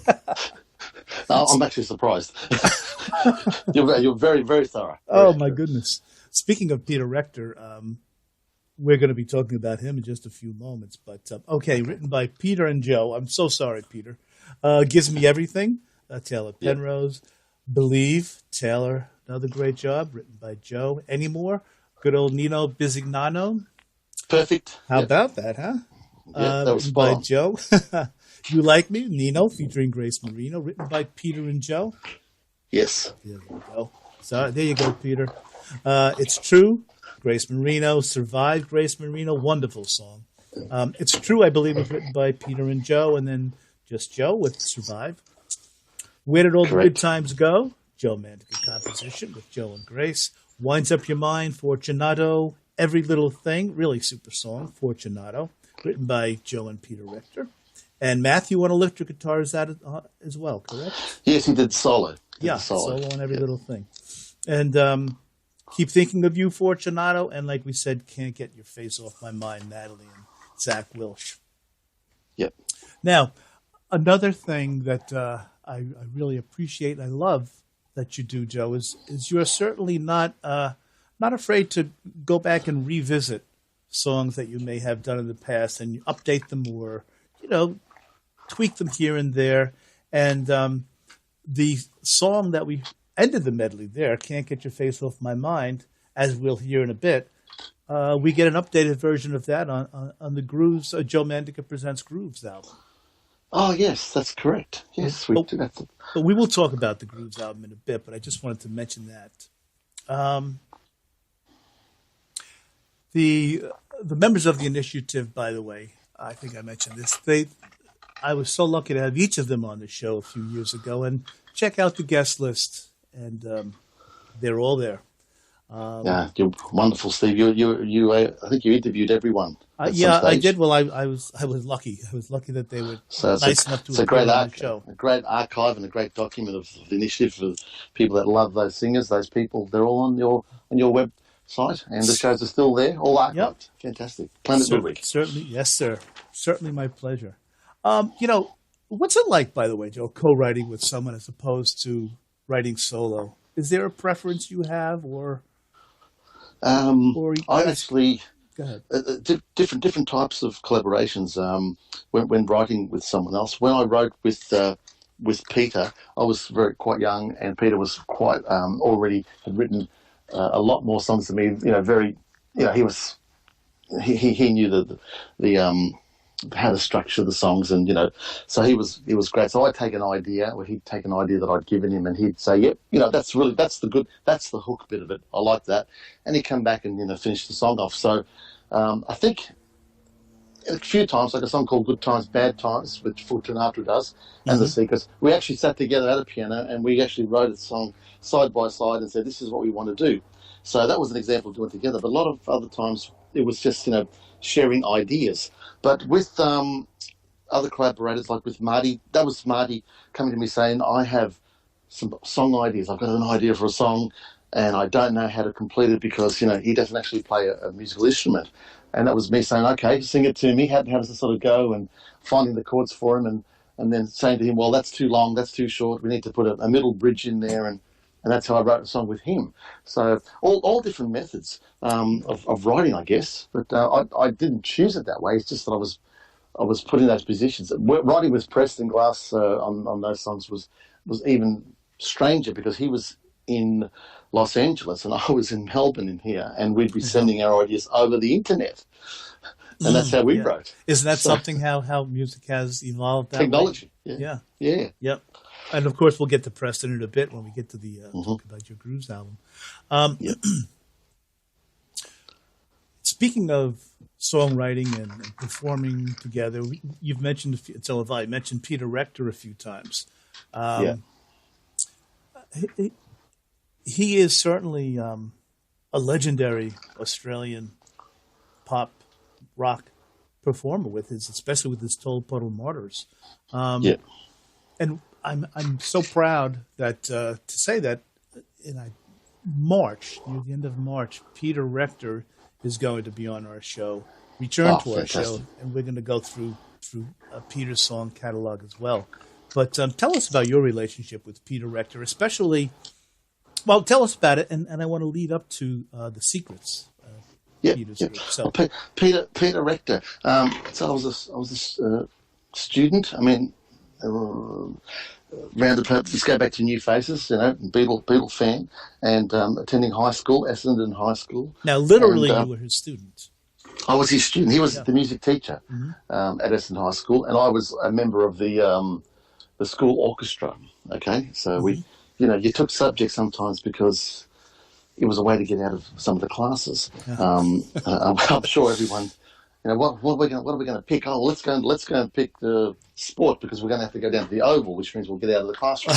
So music was like, we got to do music, and I didn't choose music for that. I mean, I loved music, but being in the orchestra meant that we had to go to orchestra rehearsals, and eventually the orchestra, I suppose, went on a little tour. We'd go play at other schools and get on the bus, and Peter was part of that, and he used to do the arrangements along with a couple of other teachers. One was Ed Crummins, who played bass on some of the Secrets songs. Yes. So I'll just mention him because he was part of the Secrets. But so he was my musical teacher, and we'd get into class, and imagine this music class. We wouldn't be learning about Beethoven or classical music or jazz or something like that. We'd start the session talking about the Kinks' Waterloo Sunset or something like that. And that was really, it was like, I guess, a little bit ahead of its time. It was like talking about what we call the classic music from that generation, which is now considered to be, classic music. We were talking about it back in the late 70s in the classroom. So, and the Beatles, of course. So we were talking about that. So Peter was my music teacher, and we developed a good friendship, and also because I went to school, I lived right opposite the school, across the road. My house was literally, I would cross the road and I'd be at school, and Peter would pop in. He'd come over in the morning, and sometimes wake me up or whatever. I'd be still sleeping or something, and Mum would make a cup of coffee for him. And we just connected and became friends. And I didn't know that, where it was going to develop to. But when I did finish high school, towards the end of it, Peter was playing in a live band, and they were called The Secrets. There was various members. Greg Heenan was in the lineup at the time, and a couple other musicians, which I think came from the original lineup called Ginger, which is another story. But anyway, so I was excited. Myself and a friend of mine, Joe Esposito, not the Joe Esposito from Elvis, his best man, but his actual name was Joe Esposito. We went along to watch the Secrets play at a place called the Tote in Collingwood, and they were playing all original songs, pretty much, maybe a couple of covers, Route 66 maybe, but all these original songs they were playing, and I was like, wow, this is great. I was dreaming of this. Being a Beatles fan, I wanted to be in a band. I wanted to play original songs. I wanted to play those guitar solos, Right. And as it turned out, things weren't going that fantastic with that lineup. And it sort of turned out, well, if you want to join, Greg, who was the guitarist at the time, he's going to play bass, and you could play guitar. And I was like, yeah, I want to do that. Yeah. Right. Sure. And I knew a drummer, young fellow named Val Palladino, or Valerio was his full name, but Val Palladino was a younger fellow that was at Essendon High School, and he also lived opposite the school, just on the side street. And every night after school, you would hear this drumming down the street. This guy this drumming was continuously. He loved jazz and all these rhythms, and he was playing non-stop, and no one knew where this music was coming from. He was in his garage, obviously drumming. Technically fantastic. The guy's like 14 years of age, and he sounds like he's Buddy Rich, Yeah. And we had to find out who he was, and we've turned out, well, it's Val. Are you kidding me? And so I asked him if he would join the Secrets, and he became the drummer, and one of the best drummers I've ever worked with. He's like his timing, he's like a metronome, fantastic. But anyway, that's what happened with Peter. We became, all of a sudden, I was in his band. Now, Peter's my school teacher, and he's 16 years older than me. So I think I was, if I'm 16, he's 32, and it keeps going, I guess. So we're working together, because when you're playing music, sometimes, age just doesn't count. It's just like, No, we're absolutely. all on the same wavelength. So that's how we got started with Peter, and the exciting part was that I was excited. To Pete, who had been doing it for a long time already, it was exciting, but it was more exciting for me, who hadn't done it.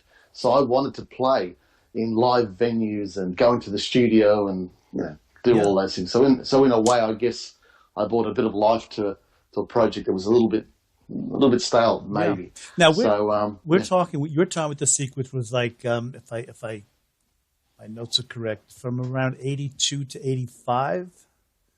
Yeah, approximately. Around there.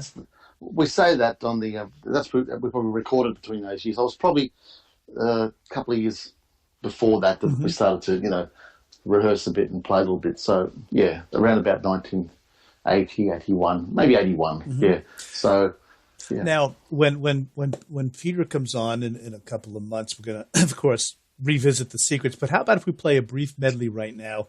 I chose 3 songs from your time with the Secrets, and again, they're Peter Rector, Joe Mandica, Ed Crummins, and Val Palladino. The Secrets.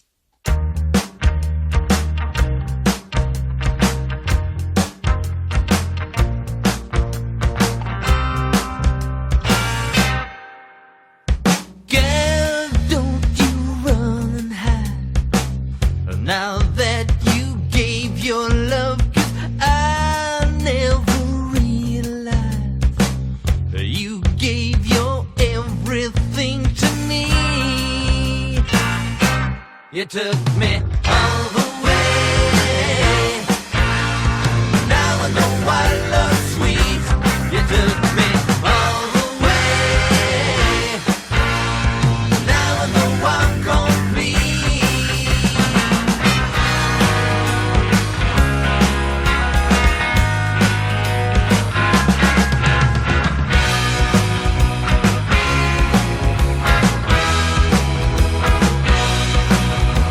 I'm so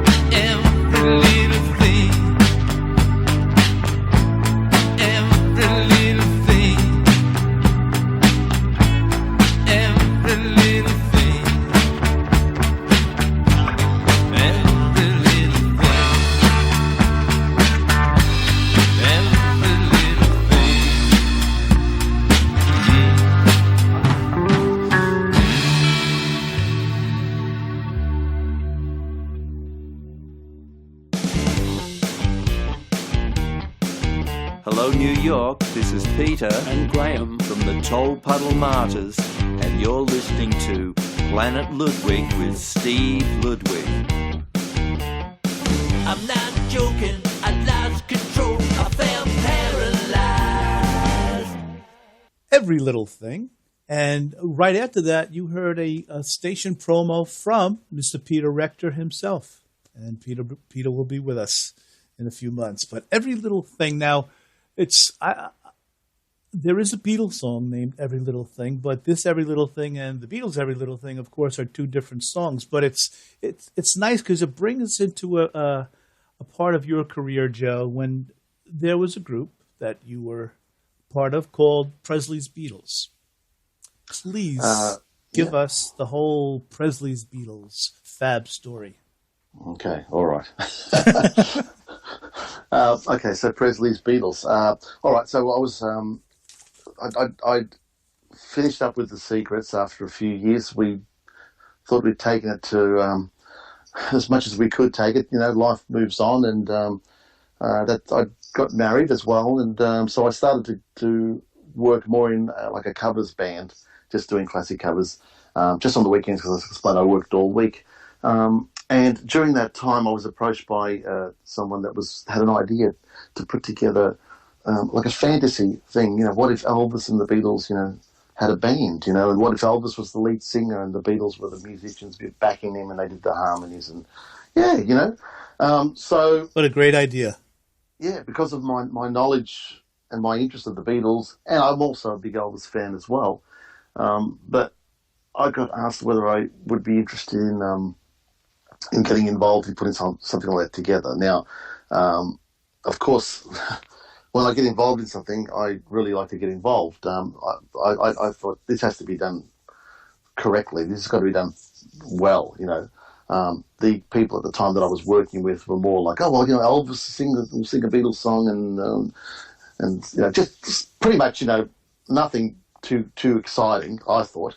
Like, you know, Elvis singing All My Loving, big deal, you know. Right. I thought, wouldn't it be great if we could somehow, you know, make them sound not just like it's how would Elvis sing All My Loving? How would he sing, you know, Viva, whatever? So the idea was to try and make them sound like not just, you know, the voice. Here's the voice singing over a Beatle type backing. It was like, how would they sound if they actually were a group? So, and then we started to get a little bit more creative to try and, you know, create new versions of songs by I guess these days mashing them up, they call it. Yeah, I mean, hey so, guys, you guys were doing mashups before mashups were a thing.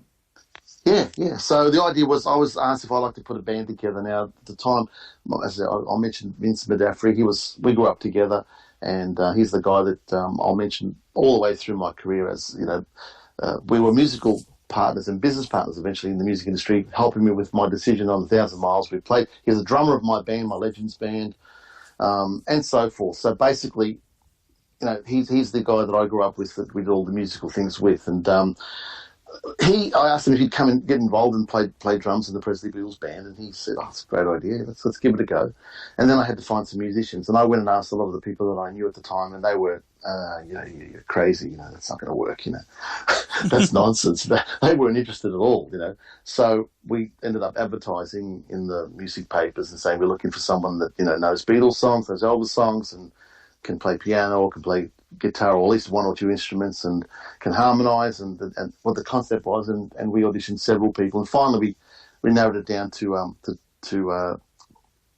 Andy Burns on keyboard, who was just fantastic keyboard player, great, had already done a lot of musical work in the industry, and eventually ended up playing piano on 1,000 Miles and the Initiative album, so a great musician. Yes, his name appears on quite a few of your albums. Yep, and just terrific.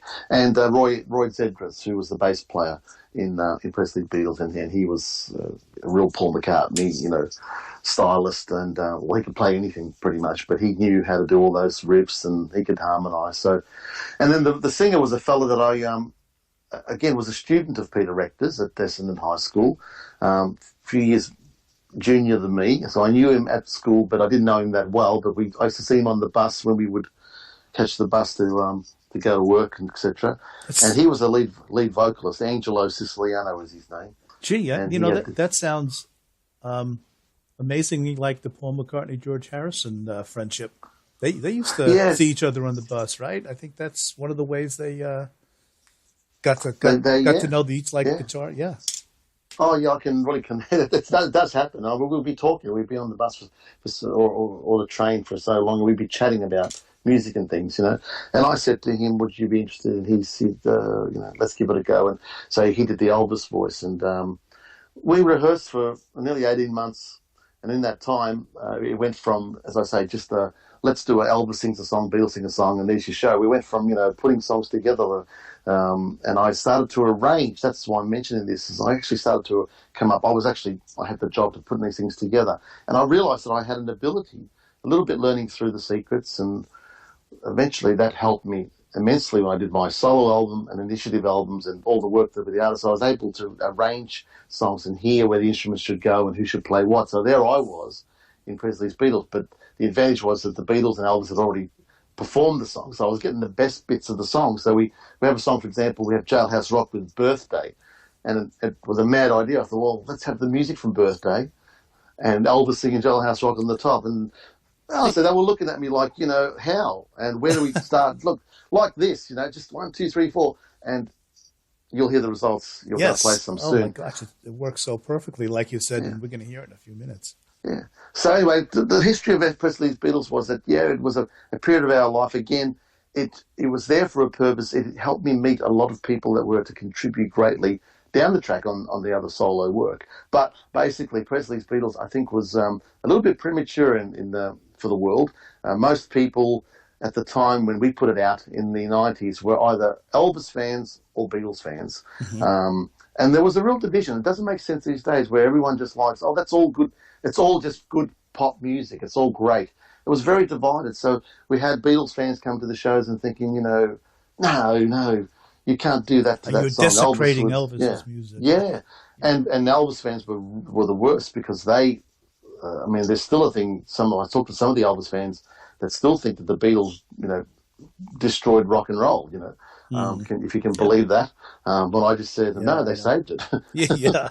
Yes. But the point of the story was there was a real... So when we had fans come to the shows, we had the ones that were starting to get it, that enjoyed it and thought, this is fun, and they loved Little Egypt with, you know, Norwegian Wood, and they'd get it. And so we had a very small following. We couldn't get it off the ground to get it to the larger following. I think if someone put it out today, I mean, we're all past that stage now with the Presley's Beatles, but if someone put out that idea today, I think that today's generation, just like they'd go and see a Jersey Boys show, I'd reckon they'd go and see Presley's Beatles or whatever you'd like to call it, because there's now the history there of people loving all the old stuff. I mean, as I said, people love Hank Williams. That's going way back. People love, Pink Floyd. I mean, there's kids walking around with Pink Floyd T-shirts on. They're only 16, 17 years of age. You know, Tony Bennett. Today.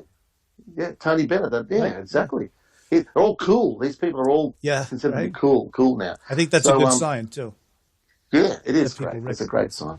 Yeah. Well, so that was... And Presley's Beatles was great for that reason, that it helped me, you know, learn how to arrange and put songs together. When I revisited Presley's Beatles years later, really, you know, everyone, the whole band, we just almost fell over. It was like, that was really good. You know, when it finished up, we were all down about it because nobody liked, oh, you can't do that, and that doesn't make sense. And we're all down about it because everyone put it down. But we're proud of it, and that was great. We really played well, and the ideas are fun, and well, you know what, Joe? How about if we give our listeners a nice taste of some Presley's Beatles? Now, these songs, if I'm correct, these were recorded live, right? August 16th, 1997? Or most of them. That was a live show, yes. Yeah. The other recordings were in the studio, but around about that time, yeah. Here we are, the great Presley's Beatles.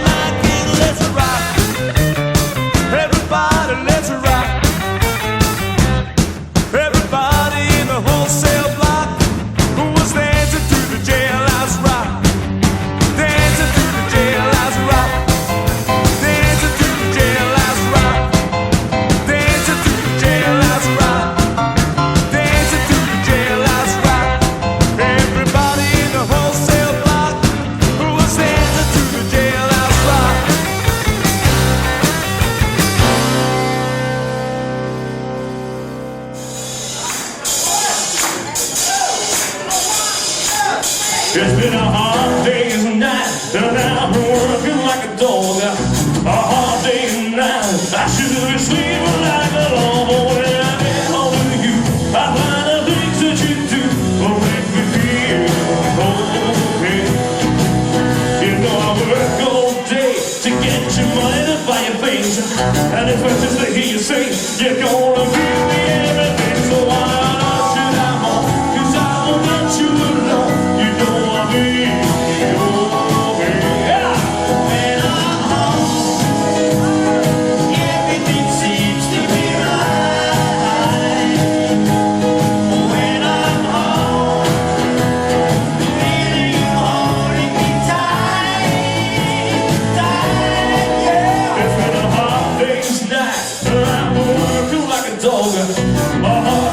I should be sleeping like a dog, but when I get home to you, I find the things that you do will make me feel okay.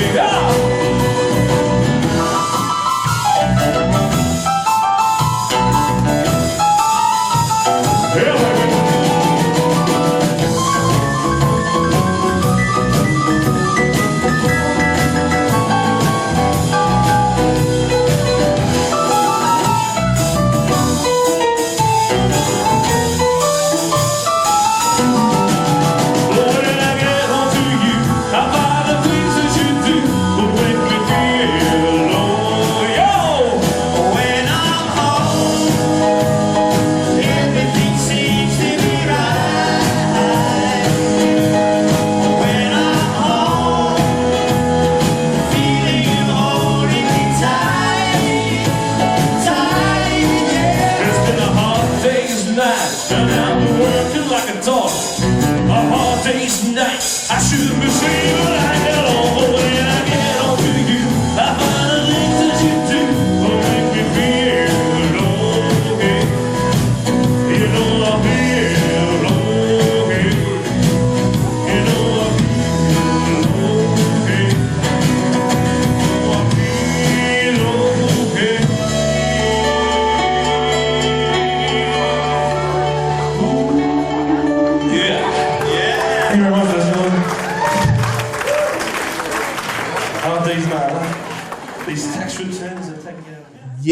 Yeah. Thank you very much. How about A Hard Day's Night / Trouble? And before that, we heard Jailhouse Rock and Birthday. Joe, that is just fantastic. How in heavens do you, is it a gut feeling? How do you decide that, gee, A Hard Day's Night and Trouble work together? How does that happen? It's in 10 words or less. No, I'm just kidding. Yeah.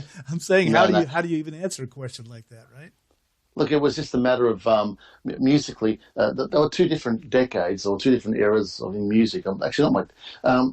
It was, I guess, realizing that at the end of the day, music is music. So once it was sitting there and thinking, okay, there's a great riff, Birthday. What a great riff. But what would Elvis sing over the top of that? It sounds like a rock and roll song. Okay, let's go to one of Elvis's rock and roll songs. So I'd look up and hang on, what's one of his big rock and roll songs? The Jailhouse Rock. How would that go? That's sort of an up song. And just trying to sit together and play that song over the top, and then realizing, no, that's not going to work because it's too long or the phrasing's too long. But amazingly, some of these things just fit. And then I realized later on that in music, if you really crack it down, if you really break it down, music is written in a number of bars and number of sentences and phrases. So at the end of the day, a lot of things. This is why all these mashups today can work, because at the end of the day, you've got different chords behind and you've got different instruments, but most musical pieces are written in numbers of bars and time signatures, 3/4 time, 4/4 time, etc., etc. So it was just a matter of finding the songs that were in the same sort of phrasing and timing and realizing, well, that actually works. And I do remember Angelo looking at me. I can still see him today looking at me really like strangely, like, I don't know how this is going to work. Really saying to me, I can't get into it. And I was saying, like, don't listen to the back music. Just sing the song. Just sing the song, and you'll find that it will fit. And thank goodness you listened to you. Thank goodness. And then later on, you're playing them later on, and you don't even realize that you're doing two songs. When we were doing them live, I was amazed about that live video. That we were just singing all these songs as if that's the way they were. We never lost our places and went back to the original Elvis version or the Beatle version. Yeah. So, and there are too many songs on the album for us to not have a medley of these songs as well. So I'd like to do that right now, Joe, if it's okay with you. And we're going to start off. It just so happens that our guest, Joe Mandica, counts in the medley for us. 1, 2, 3, 4. 1, 2.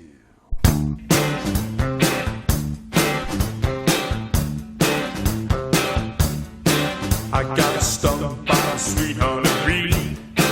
Oh, what a feeling came over me. Well, it started in my eyes, crept up to my head, flew to my heart till I was stung. Then I'm done. I got stung. Yeah.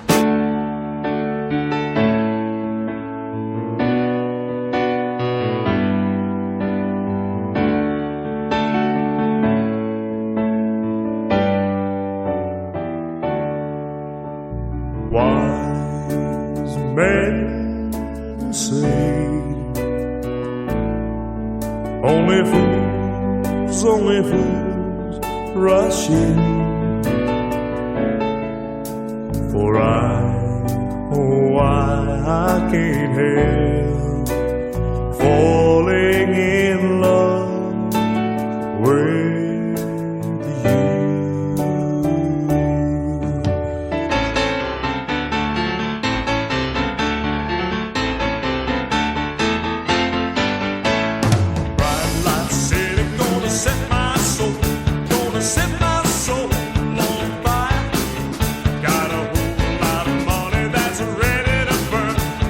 Get those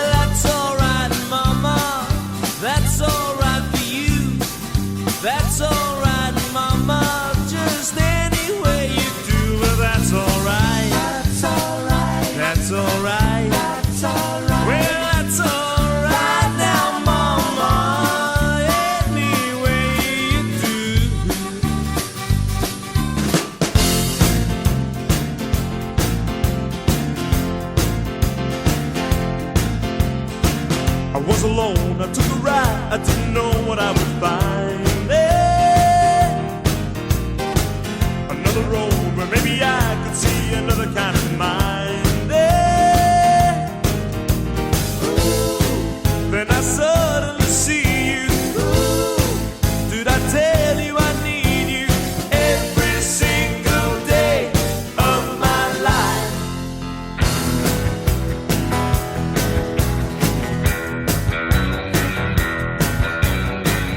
Little sister, don't you? Little sister, don't you? Little sister, don't you kiss me once or twice and say it's very nice and then you run. Little sister, don't you do what your big sister done?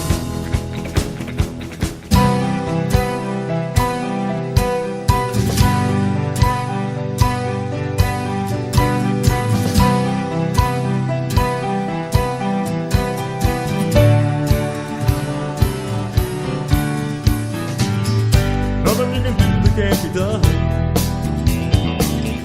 Nothing you can sing that can't be sung. Nothing you can say, but you can learn how to play the game. It's easy. All you need is love. Everybody, All you need is love. come together. All you need is love. Love. Love is all you need. Love is all you need. Love is all. Love is all you need. Love is all. Love is all you need. Love is all. Love is all you need. Love is all. Love is all you need. Love is all. Love is all you need. Love is all. Love is all you need. Falling in love I said love. Oh, baby, baby, love. Love is all you need.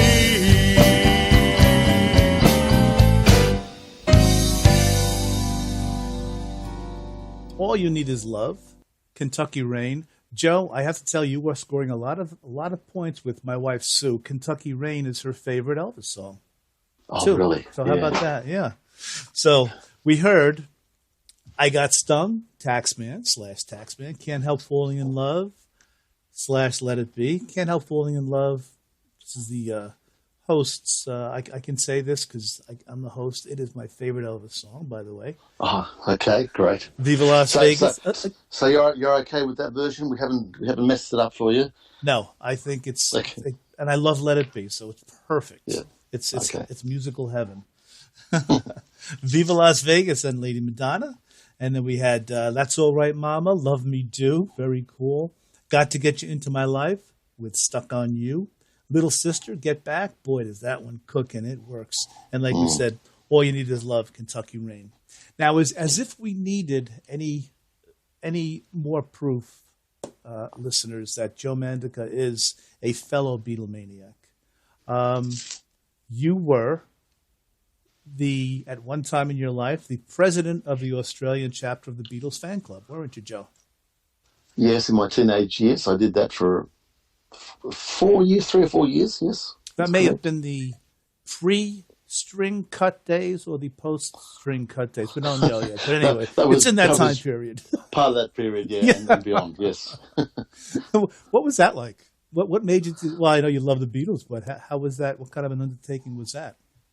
Oh, it was totally unknown. I didn't know what to do. As I said, my friend Brendan Pierce mentioned that he'd spoken to someone from a magazine that was going to come and take our photo as being, young fans, still love the Beatles type, article. They're still popular today, even though they've been disbanded for, almost 10 years. Mm-hmm. And we got that article, and then the untimely, the tragic death of John Lennon in 1980. Yeah. That's basically what steered it. Now, what happened was that the Beatles had broken up, and there were still the fans, and I guess it's the way the world is. You've got your fans that still follow. It wasn't like today that everyone loves the Beatles or the Rolling Stones, and all new fans come along. It was like the original fans were still the fans, and then you followed Paul McCartney and Wings and whatever the solo stuff was. So when it came that John Lennon was shot, the television stations here were looking for someone. They needed a comment. Who do we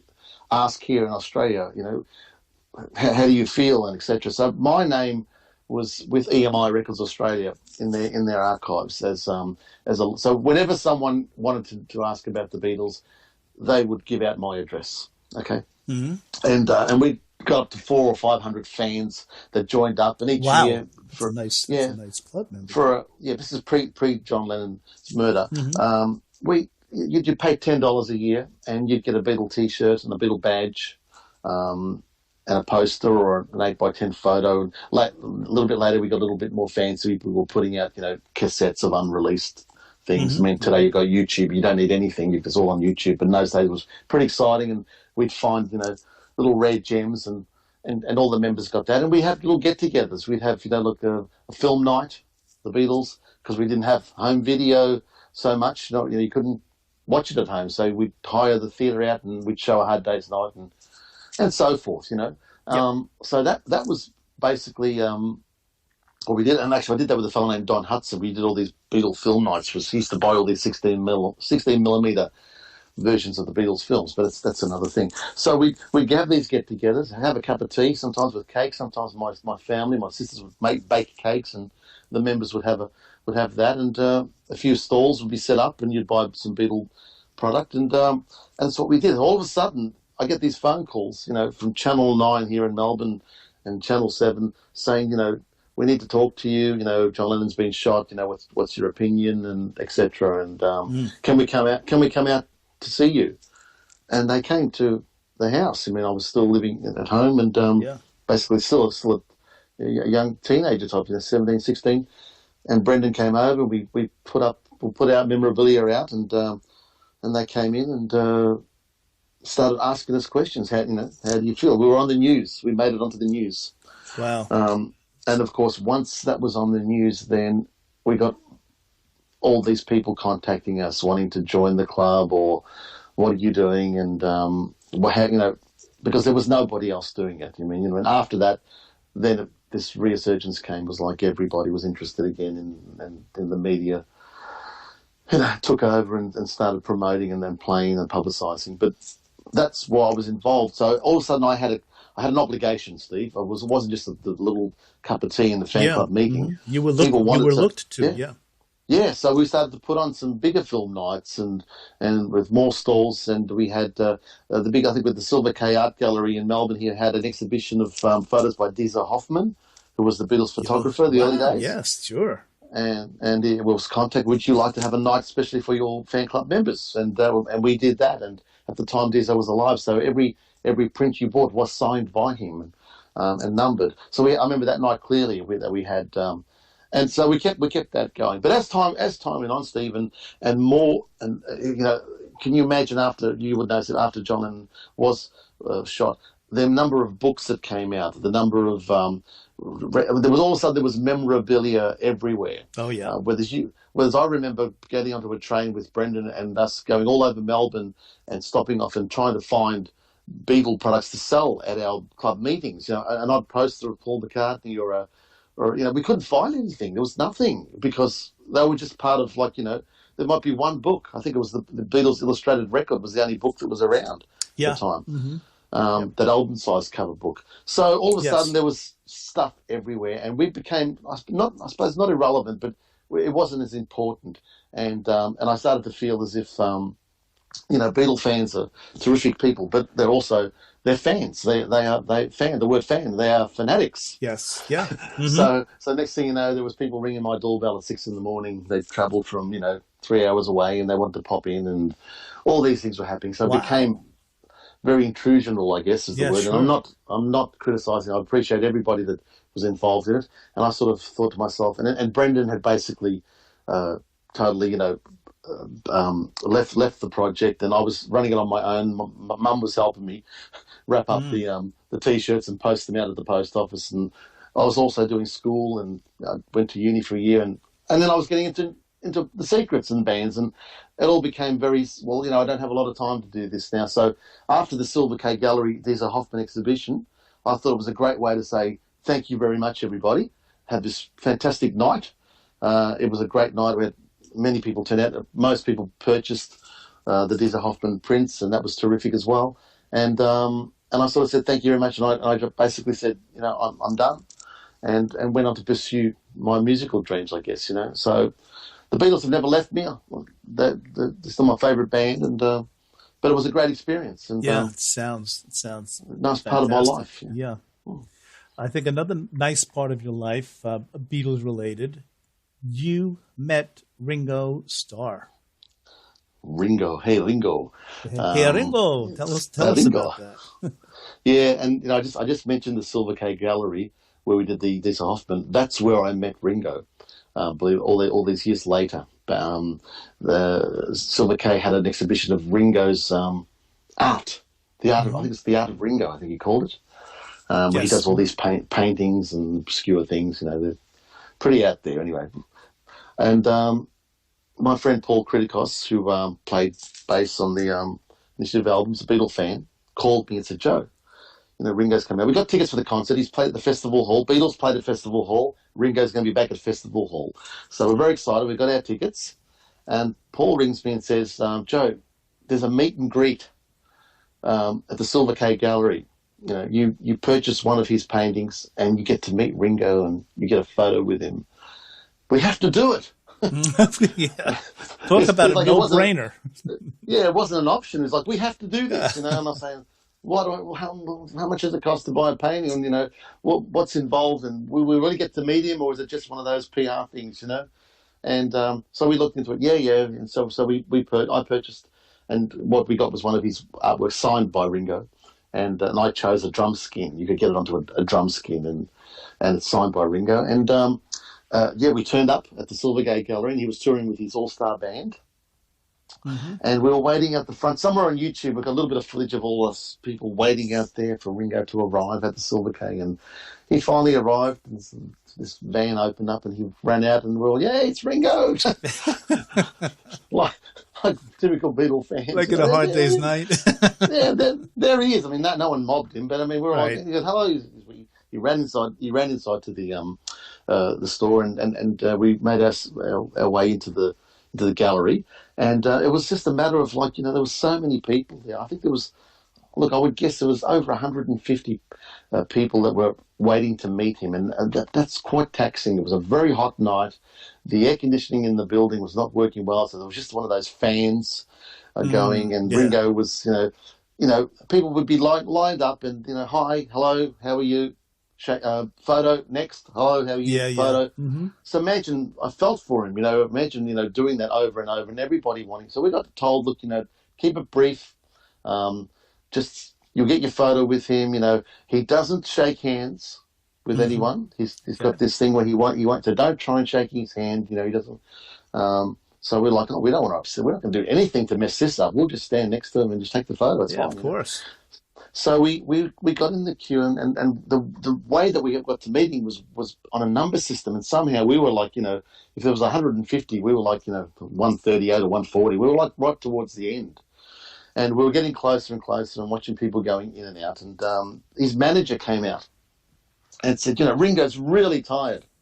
He's exhausted. It's hot in here, and he's hungry, and he's getting tired. And so I could hear him saying this to Colin Kay, the owner of the gallery, as if, how much more is there to go, and we looked at each other like, are you kidding me? Are we gonna miss out here? Yeah. Because we're at the end of the line. And Paul piped up and said to the guy, look, we're happy to go in together. We know each other. If it helps, we'll go in together, to try and sort of break it down to, And so that was, okay, great idea. So people started saying, look, we don't mind. So I think it was the last 12 or 15 of us will go in little groups rather than individually, just so that he wouldn't, pick up his ball and go home. So, yeah, exactly. Take his thumbsticks and go home. You go home, yeah. So we got closer, and all of a sudden we started to see him, because it was like, we couldn't see him. It was around a corner of another room, and as we got, there he is, and there was Stan. We were like, there he is. I can't believe it. He's actually there. I mean, I'd seen Paul in concert at a huge stadium, which Paul does the stadiums, and he was like miles away. So that was exciting. But here's Ringo in the same room, the same building.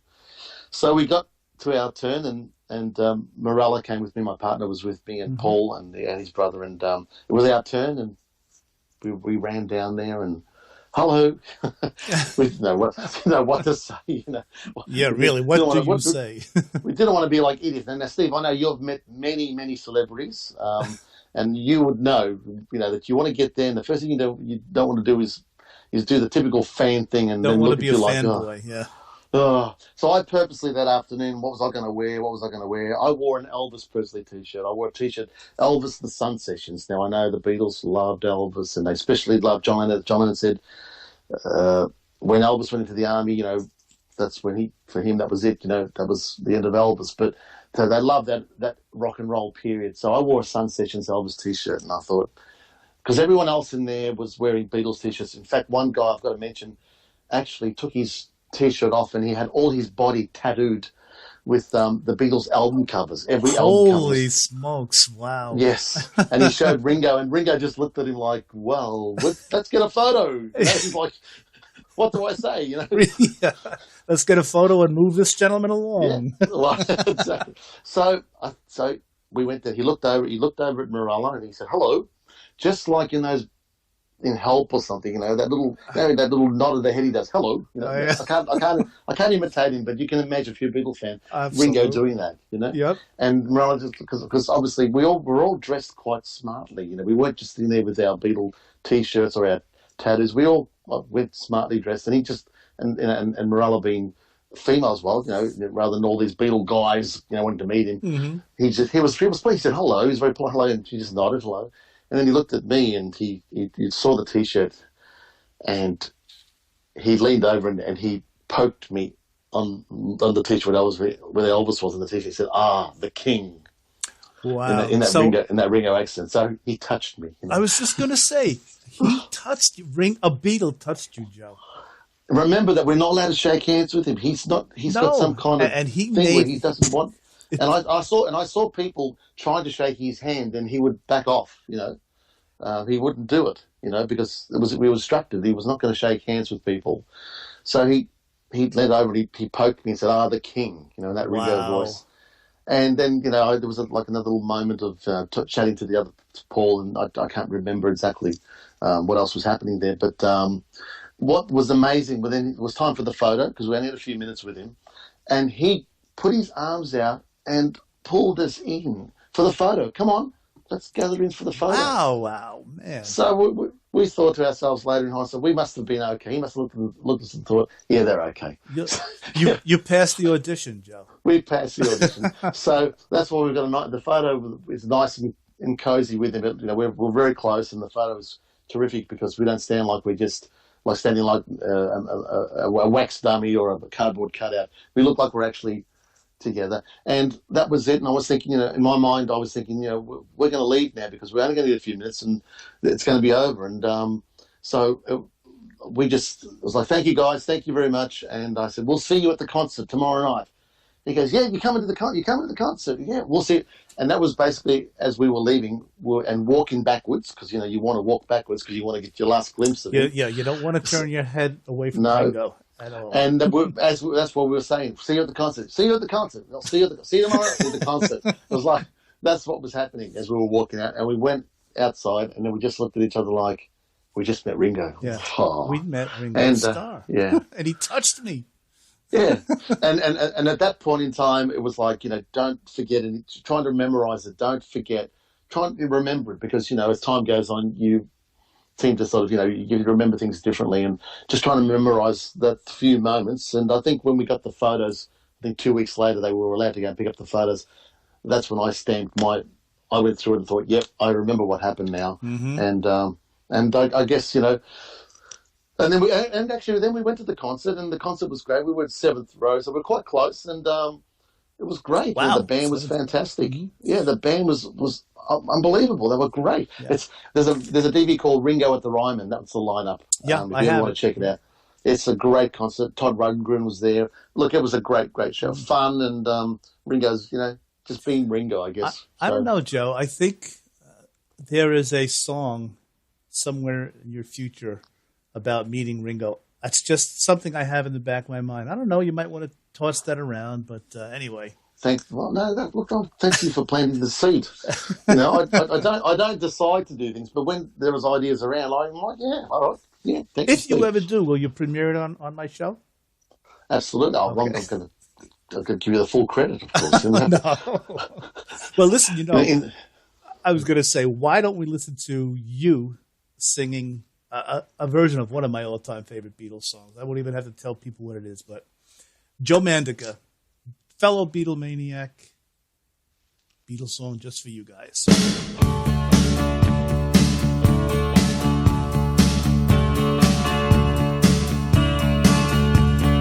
Here I stand, head in hand, turn my face to the wall.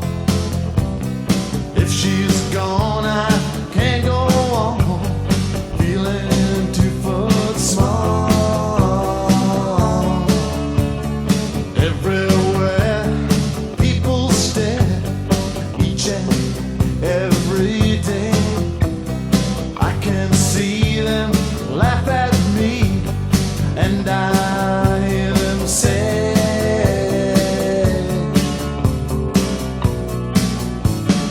hey, you got to hide your love, baby. Hey, you got to hide your love, baby. How can I even try? I can never win. Hearing them, seeing them in the state I'm in. How can she say to me, love will find a way? Gather round, all you clowns, let me hear you say,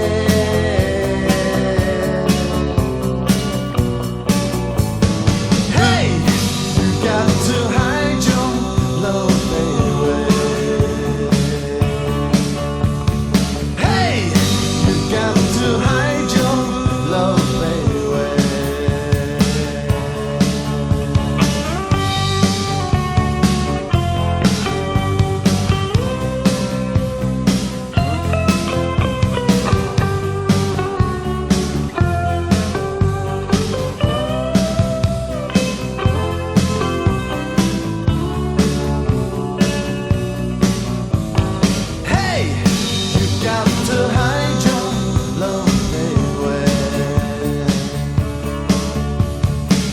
Hey, you got to hide your love, baby. Hey, you got to hide your love, baby. Hey, you've got to hide your love, baby.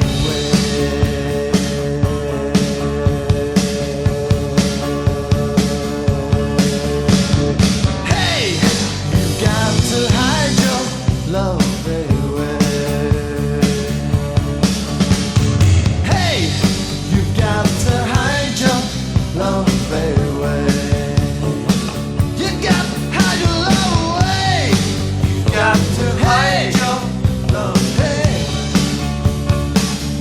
Got to hide your love away. You got to hide your love, baby. You gotta hide your love away. You got to hide your love, hey. You got to hide your love away, hey. Got to hide your love. You've got to hide your love away, like you need me to tell you that, right, listeners? Joe, I like the way you pronounce the A way, like John. A way. Lewis. Yeah. Wouldn't that have been a great song for the Beatles to do live, especially with the "Hey, you've got that Yeah, part"? yeah. Oh, well, you know the history. The concerts were always made up pretty much of the same sort of Same site. set list, absolutely.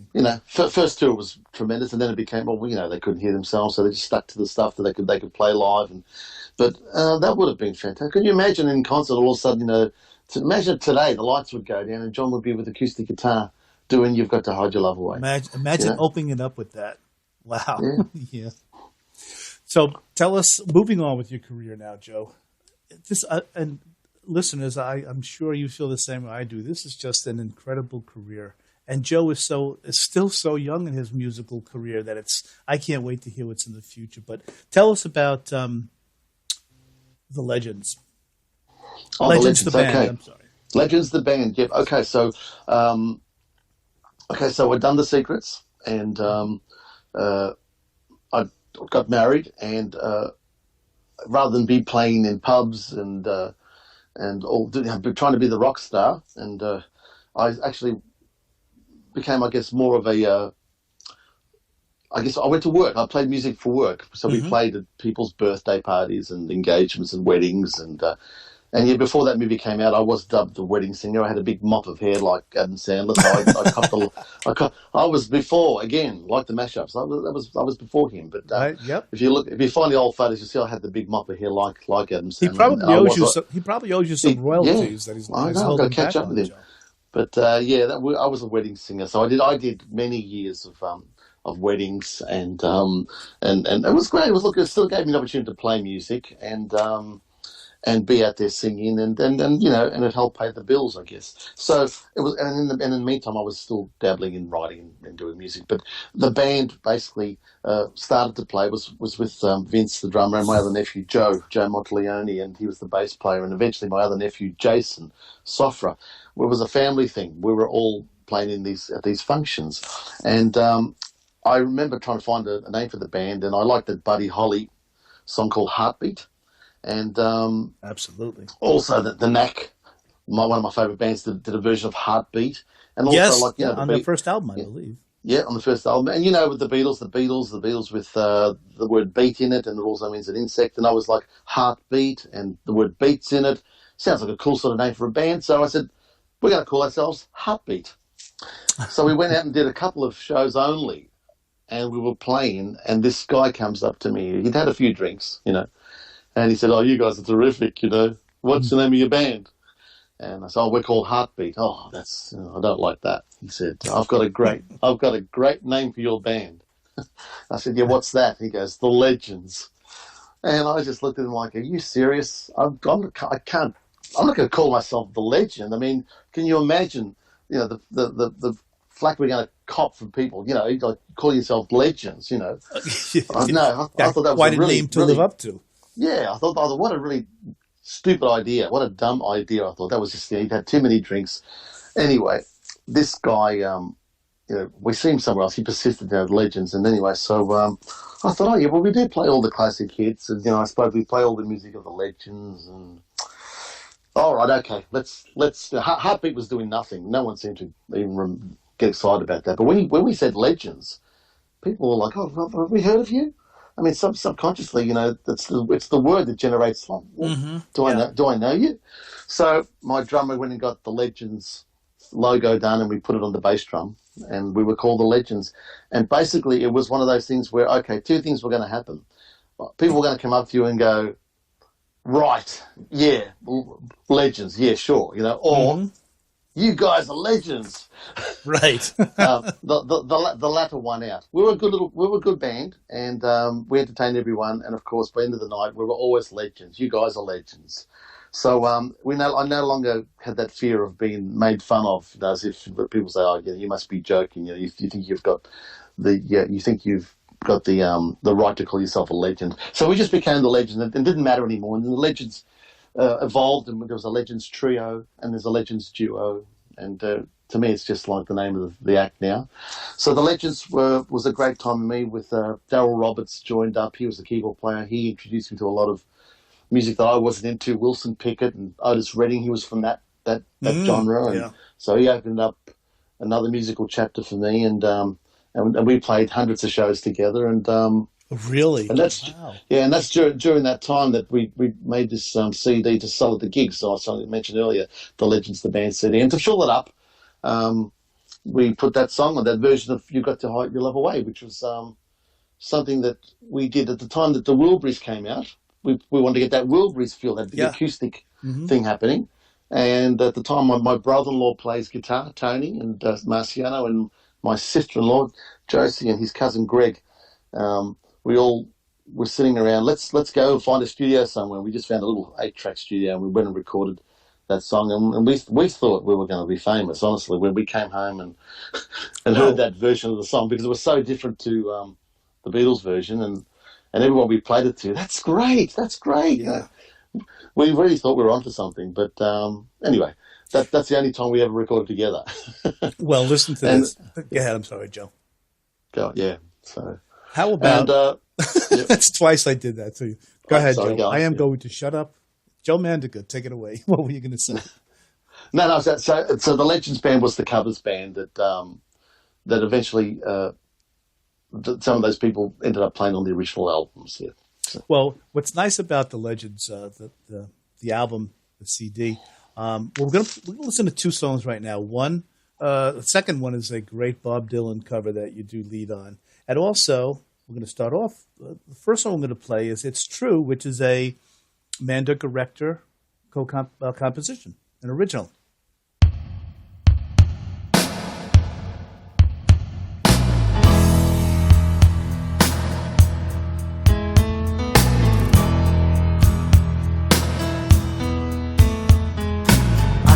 Just had my heart broken by you. No,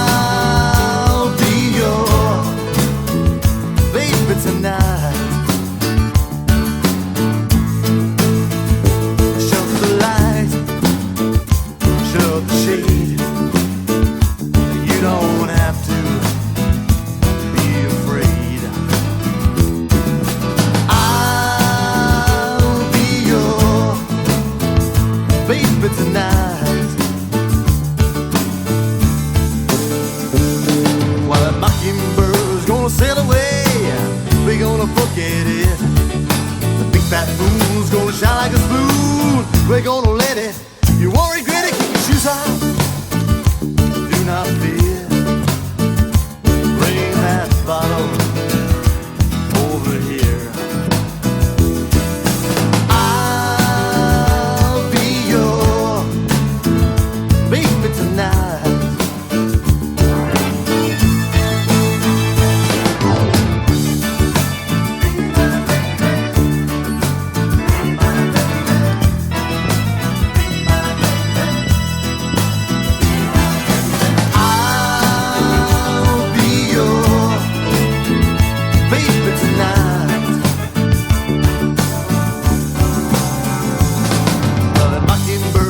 Sail away, we're gonna forget it. Big fat moon's gonna shine like a spoon. We're gonna let it. You won't regret it. Keep your shoes off. Do not fear.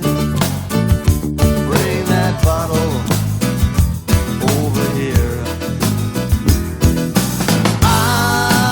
I'll be your baby tonight.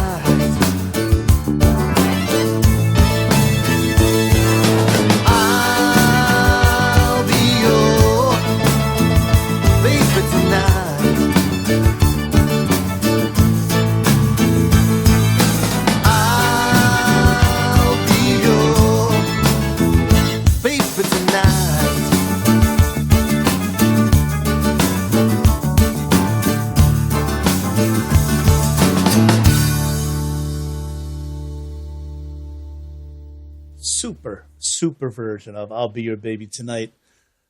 Bob Dylan's song, of course. Wonderfully sung by Joe Mandica. Those of you who, once again, go to, I know, joemandica.com and the other places that Joe mentioned, this is really, The Legends is a great covers band with your own feel, if you will. For the songs. Yeah, exactly. That's one thing. We never could imitate. We weren't actually good at imitating. We sound silly. And I respect the artists that do the tributes because, they got to get it right. But a lot of the bands would try and imitate when they did the cover versions, and we just couldn't do it. So we just did it. I just sang how I sang, and the drummer put his feel into it, and we were quite popular on the scene. Mm-hmm. So, because we didn't sound like, I guess, a karaoke version of the song. No, absolutely not. Now, we mentioned the initiative before. That was 2013. Yep. Let's fast forward 5 years from 2013. 2018, I like to think of this album, Joe, what I'm going to talk about now, as sort of like the Initiative Part 2 or the Initiative Revisited. I'm talking, of course, about Joe Mandica Presents Grooves. Tell us about that one. Yeah, the Initiative was, as we mentioned earlier, the album that really brought us to America. And we would appeared on Evan Ginsberg's Legends TV show and on his radio, on your shows. I know you played a live gig. You did. You got up on stage in a club in Long Island, New York, as well.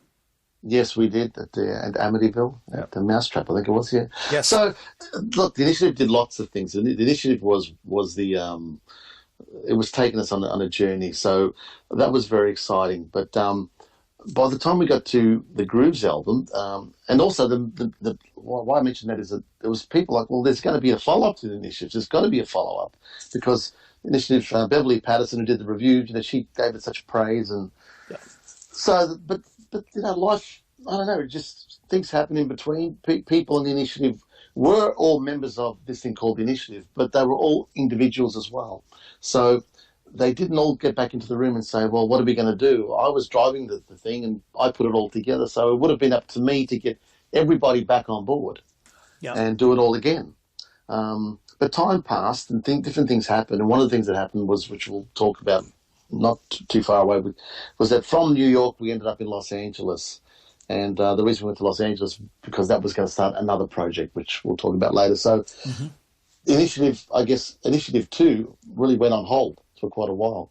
By the time I got back to wanting to do something, a lot of people had things had changed. They'd moved on, and they weren't doing what they were doing, and it didn't seem like we could get it together to do an Initiative 2. But in the meantime, during that period, I had worked with a lot of different artists, solo projects again. And that's when I realized, again, like the initiative, I started putting together, well, how many have I got? And then I realized that I had quite a lot of solo projects. I thought maybe that could be a good chance to put them all in one place. Yeah. Which I liked that idea, because having worked on different things, it's all over the place. But here they all are together. So lots of different people. And some of the people on the initiative did come across. Marty Penrose came across, and Grace Marino came across again. They were things that, and Nino Bisignano came across as well. And then there were some new faces that were introduced onto the Grooves album. So it became a compilation again, up to 14 tracks. And again, I'm involved in either songwriting or producing or playing, except for a couple of tracks which we put on that album purposely. And they were friends that we'd made through our Los Angeles connection, which we thought we might try and cross-promote. And one of the guys was Brandon Watts with his song, and the other guy was Vince Thomas. I love both their songs. I love both their voices. And we just tried to cross-promote. And so that's how they ended up on the album. So by the time I put the album out, the industry had changed a lot, Steve. CDs in particular, that whole story, you know, people weren't buying as many CDs. They were downloading. I remember clearly with Initiative, we sold lots of CDs. But when it came to Grooves, most people were telling me, I love the album, Joe. I listen to it all the time in my car or wherever they are, or when I'm jogging or walking, on Spotify, on iTunes. I have the album, Joe. I'm not going to buy an album because I have it already. I downloaded it. Yeah. And I had a realization. I thought, whoa, this industry is getting real tough now, because let's put it out there for original artists. If you don't buy the CD, it's hard for artists to recoup their costs to record and make an album, studio time and all that thing.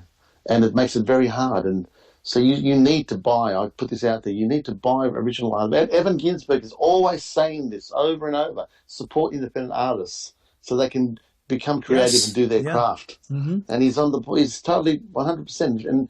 And even though people say, but we are hearing on Spotify, well, that should be a bonus thing in my opinion. Yeah, get it on Spotify as well, because it's so cheap. It costs you, we only get a few cents from that. But buy the album. You like the album so much, and buy the album. And like the initiative, it's got this fantastic booklet, and it's just the physical copies have it so much over. I know what you said, Joe. And some people feel it's more convenient, but nothing like a physical copy, really. Yeah. So now we mentioned before when we heard it was part of the medley, "Can't Get Your Face Off My Mind," from Wikipedia. Why am I thinking Wikipedia? From the initiative? Where am I going? That'll be the name of the next album. The Wikipedia exactly. From Spotify. No, from the initiative. Can't Get Your Face Off My Mind. But I mentioned how I love how you do update occasional songs. And you did that on Grooves, on Joe Mandica Presents Grooves with Can't Get Your Face Off My Mind. Tell us about how that was updated, and then I'd like for us to listen to it. I was excited about that. At the time, this wasn't done for the Grooves album. I purchased it on my Mac. I've got a Mac. I use a Mac. Then I purchased there's a little program in the Mac called GarageBand, which is like the home users version of the real studio stuff. Logic and Pro Tools, all those fancy things. It was like and I wanted to learn how to use it. And I'm not one that reads manuals and instruction books unless I really have to. So my way of learning how to do things is just to switch it on and start playing with it and see what results I come up with. So one of the first things I did was I realized that I could put things into this program and then put other things on top of the program, like mashing up again, this mashup thing. And what I had is I had a studio recording of Preston Glass, the LA producer who we worked with, where he plays legendary Preston Glass. Well, right? The legend, which I'm sure you're going to mention shortly. Right. But Preston Glass, one of the songs we did when we worked with Preston, one of the songs he plays piano on, and I had the multi-tracks of that song, and I loved the piano work. I just loved it, So I thought, I'm going to put this into this program, and I'm going to cut it up and mess around with it just to see if I know how to use the program. So that's how I started with this piano track. So I was just looking for something to use. I mean, I had to find something that I could use to to mess around with. And I don't know how it got me there, but look, I went there, and that's what I chose to use. And so I messed around, and I thought, oh, this is good. I'm learning how to use it. And it sounds really interesting because I just changed that chord over here and put that piece over there. And, you know, it was really, really cool. I thought this was super cool. And then I thought, well, the next thing is well, let me put something else on top of it. What can I put on top of it? And I thought, oh, well, maybe I can find someone's vocal, one of the vocals of one of the Initiative albums or something. And Right. in my head, I was thinking, well, there's Natalie singing Can't Get Your Face Off My Mind. It reminds me of this chord pattern that Preston's playing, you know, even though they've nothing to do with each other. There's no connection. They've written way before I met Preston. So I got Natalie's voice and I put it on top, and I was cutting it up and chopping it up and putting it in time with the piano, and I said, this sounds really really weird, but amazing as well. Mm-hmm. It's like a new song. Yes, absolutely. Yeah. So I finished it, and then I pinched some strings from another song, and so basically, to cut a long story short, Steve, I wanted to use bits and pieces from here and there to make a new song, and that's what I come at, which is the start of Can't Get Your Face Off My Mind, and I had it there, and I thought, well, what do I do with this now? It's not, you know, it doesn't go any further. So when it came time to do grooves, again, wanting to involve, you know, my kids on it, I like to look back and say they were there somehow. Mm-hmm. Sure. I thought, I'm going to use this intro. I thought I'll just use it at the start of this album, and I put this sort of spaceship type. You know, I'm a big ELO fan, Jeff Lynne fan, and on the start of the New World record, you know, it starts off with the spaceship, and I thought, I wanted something like that, as if, you know, Joe Mandica Presents Groove has arrived, you know. Mm-hmm. It's coming in for a landing. Yeah, if you bought albums in the 70s, you'd get what I just said. Yes. Otherwise, it won't make sense to anybody else. But there was always these theme things on those albums that I was buying when I was growing up. So basically, that was the start. And I thought, hang on, what about if I put the actual version from the Initiative album onto that? Will that work? And Adam at Toyland said, yeah, we can make that work. And next thing you know, that's how the album kicks off. And I love that song, and I love it because I wrote it with Matthew, my son, and I love it because Nat and Zach sing on it, and he plays piano on it. And so I just love it, and I thought, you know, something, it's like a throwback. You know, it's like to everyone that liked the Initiative, you know, and you haven't heard from us for a few years, this is a reminder. We're back, you know. We're back here with the spaceship. We've relaunched, relanded. Nat and Zach are going to start off because they were there originally on the original, and that was like my little way of kicking off the new album. Now, if you don't get into that, it doesn't matter. You can just enjoy it as a track, you know. But that's how the album kicks off.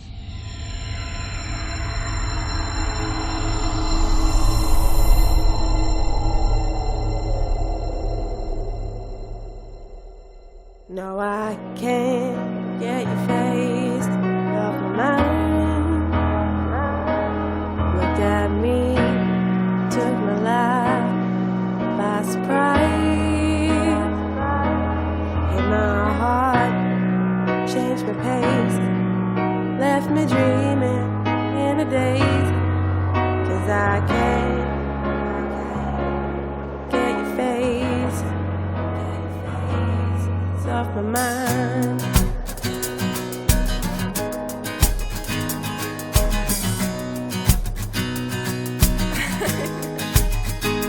No, I can't get your face off my mind. Looked at me, took my life by surprise. Hit my heart, changed my pace, left me dreaming in a daze. 'Cause I can't get your face off my mind. Shook your hair from your face, see your eyes. You showed me love that you tried not to hide. Threw a smile just for me, took a while, but I could see that I can't get your face off my mind. How should I feel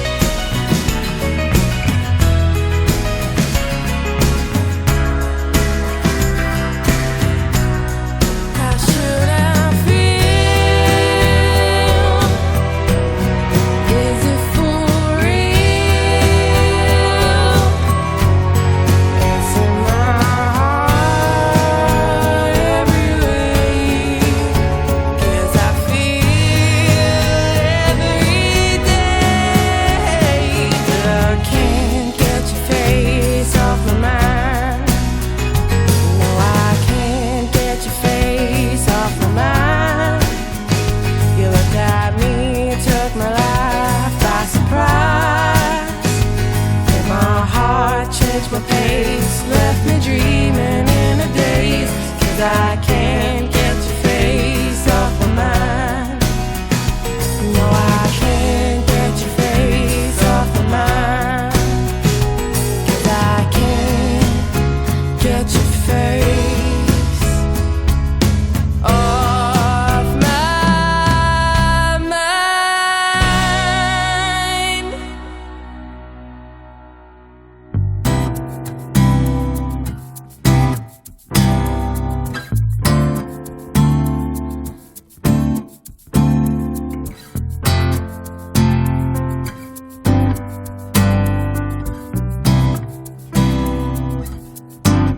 You came into my life.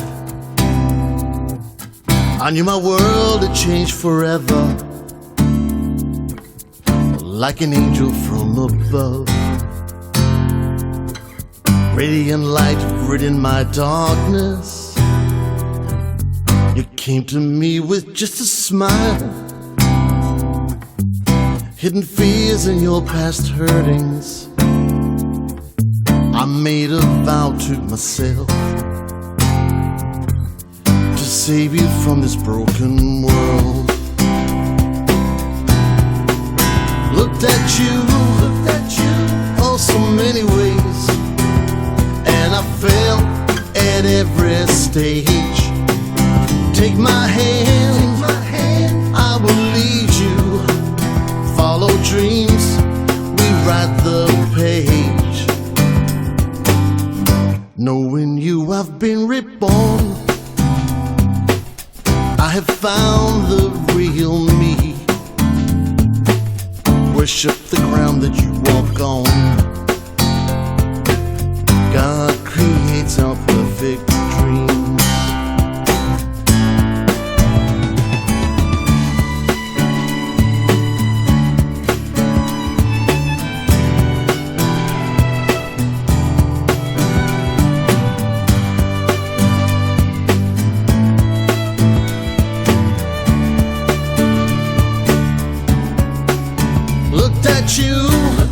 Oh, so many ways, and I fell at every stage.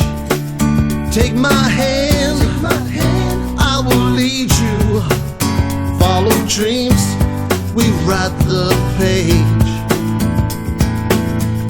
I will never let you go. Forever, always we will be. You will never walk alone. Yes, you're going to believe. Can't see it any other way. You came so unexpectedly.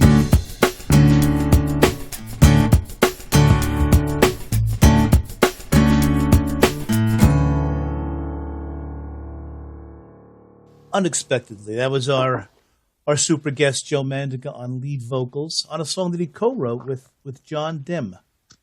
Correct. Where'd you meet John?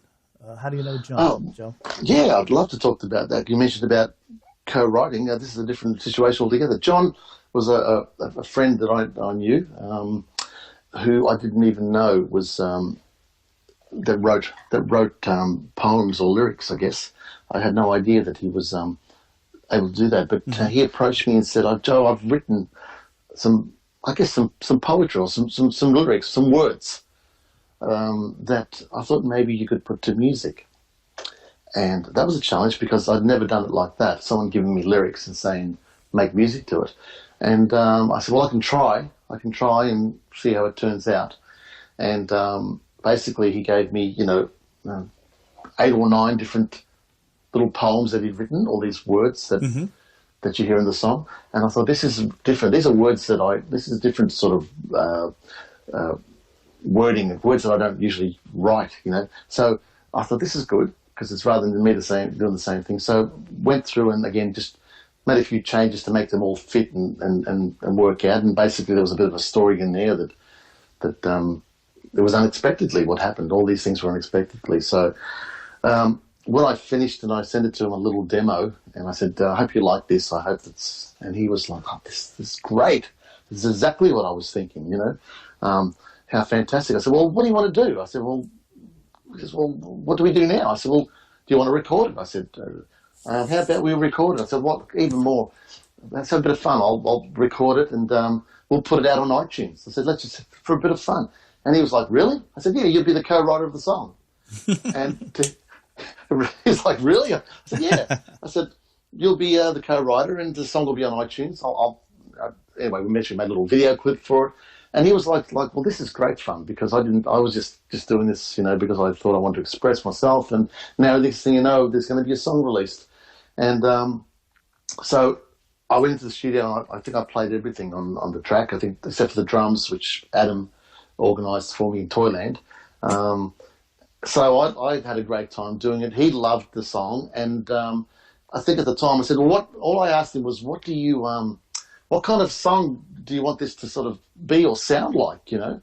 And he said, oh, you know, the person that I want, you know, to hear this song likes Ed Sheeran, you know?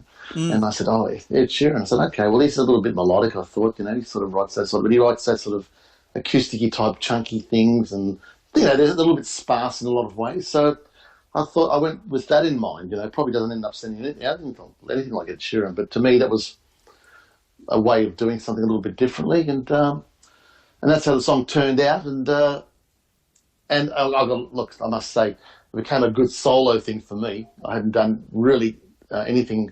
I think Like You Do was the last solo song that I'd done, but really I hadn't done anything since 1,000 Miles on a solo level. Yeah. So to me it was like, this is what I would be doing if I was doing another album, and I was really excited about it. It was great, and John eventually came up with some lyrics to another song, which ended up on Grooves. So we've done a couple, yeah. You know what's wonderful too, Joe, now that I you know, with Joe Mandica Presents Grooves, it's a nice bookended set list because it starts off with Can't Get Your Face Off My Mind with your daughter, your son-in-law, and it ends with you, with your song, Unexpectedly. So it's, the first and the last songs are representative of the Mandica family, and I think that's really nice.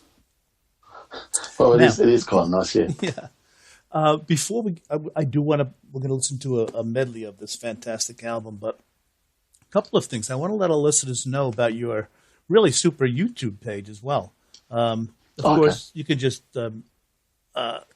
search Joe Mandica, but it's Plum Jam 64 also.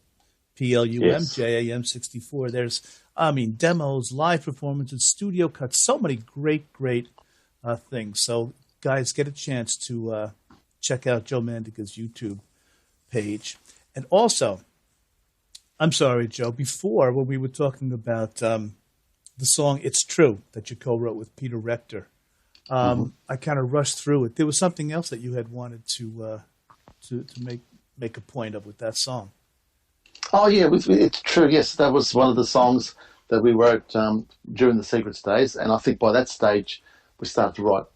It was getting better, you know, and I really thought this was a great tune. And Peter, we pretty much wrote that 50-50, and we recorded a version of it somewhere as a demo, but it never got released on the Secrets album. But when it came time years later, and we went into the studio with the Legends band to do those cover songs for our gigs, I did want to do an original song, and I thought that was one of the better ones, and that's the version you played. Of course, eventually it ended up on the Initiative album, sung by Grace Marino, and that was a magical version. But all I was trying to really point out was that I can see now in hindsight, looking back, that it was, I did want to write more. I did want to get to that stage where, you know, that was important to me. It was really important that I did do an original song in there amongst all those covers. It was like amongst being in the insanity of all the, you know, the covers versions, that we had to do something to prove that we actually weren't just, I suppose, you know, imitators or puppets of other people's songs, that we could actually sing a song ourselves. There was some meat on the bone. Yeah, I guess that's the way of putting it. Yeah. Speaking of meat on the bone, let's listen to the medley now from Joe Mandica Presents Grooves, and we're going to start off with the medley off with a song that was co-written by you and Preston Glass, with Preston playing all the instruments, and it's sung by the legendary Chubby Tavares from the group Tavares, of course. Yes, yes. So Well, that's that's a big thrill for me in my life to have his voice doing it. I would never have imagined ever that that this would happen. But yeah, he's the man, and he's got the voice, and he was making an album with Preston at the time, and Preston played him this song that we co-wrote, and he loved it. He loved this song, and to the point where it became one of his, I suppose, choice cuts from the album. I mean, the album itself, I think it's called Amazing Ride, is a great album if you're interested in Chubby Tavares and that style. It's a great album as is.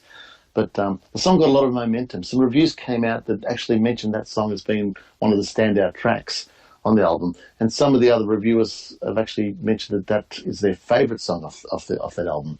I asked nicely to Preston and Chubby if it would be okay if I included that song on the Grooves album as being part of my work, and they were really generous to say yes, of course we'd be proud to be on it. So, Chubby Tavares, yep.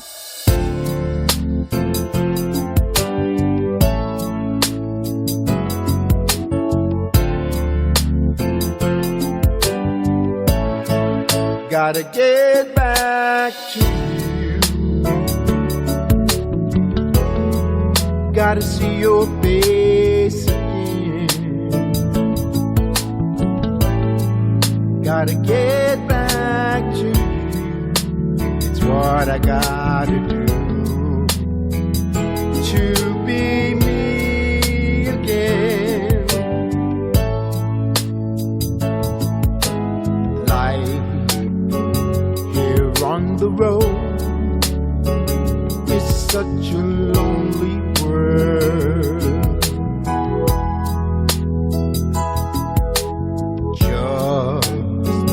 Want you to know I'm trapped without you, girl.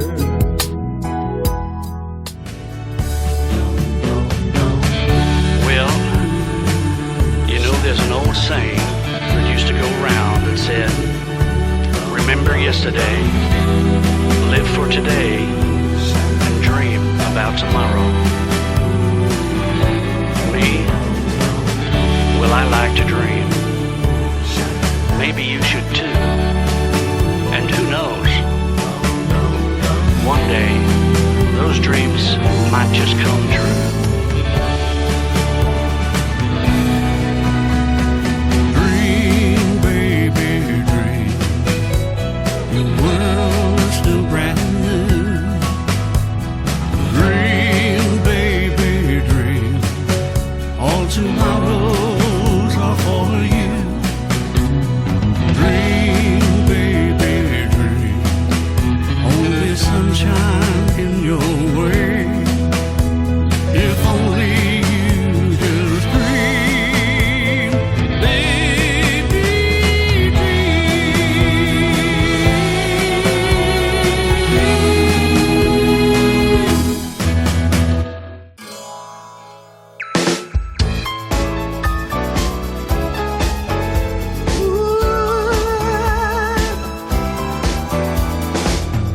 You are solid gold.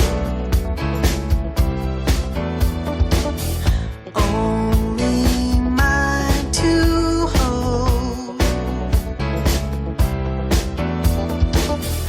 I'm so lucky that you love me, 'cause you are solid gold.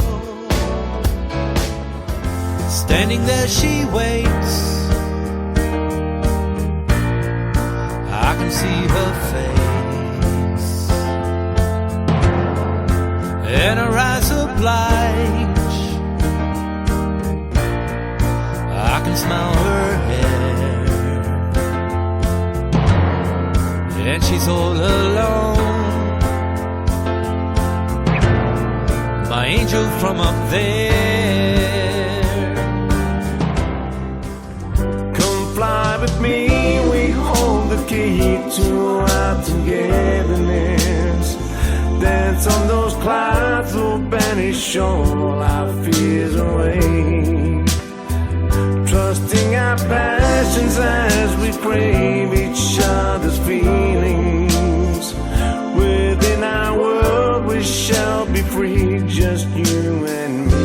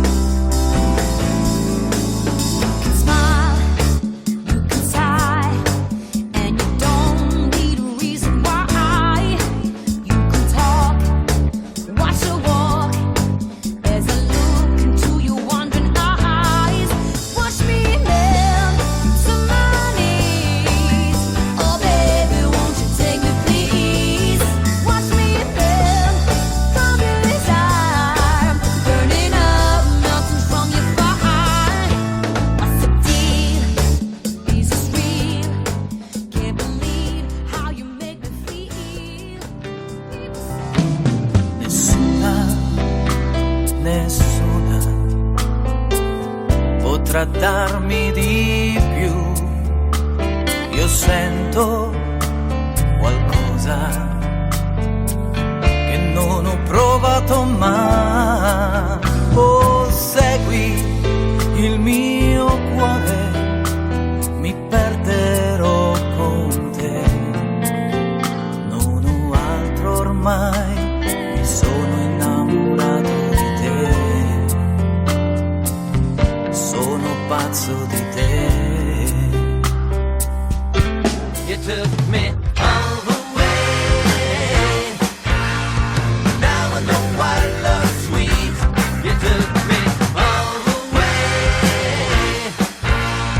Now I know I'm complete. Don't throw our love away.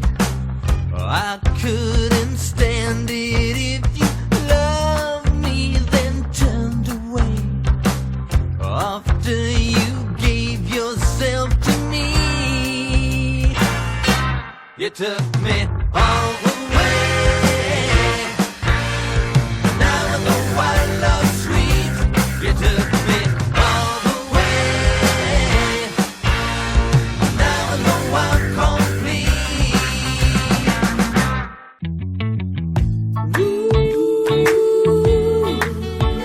Oh yeah, yeah.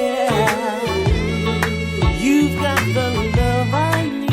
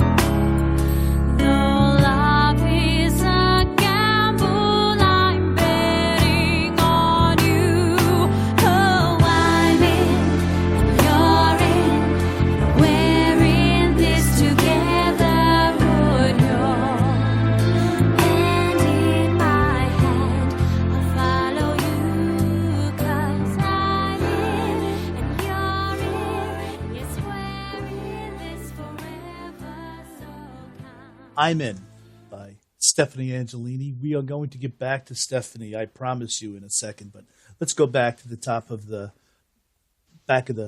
medley set list. And like we said at the beginning, got to get back to you with Chubby Tavares. And then we had Dream Baby Dream.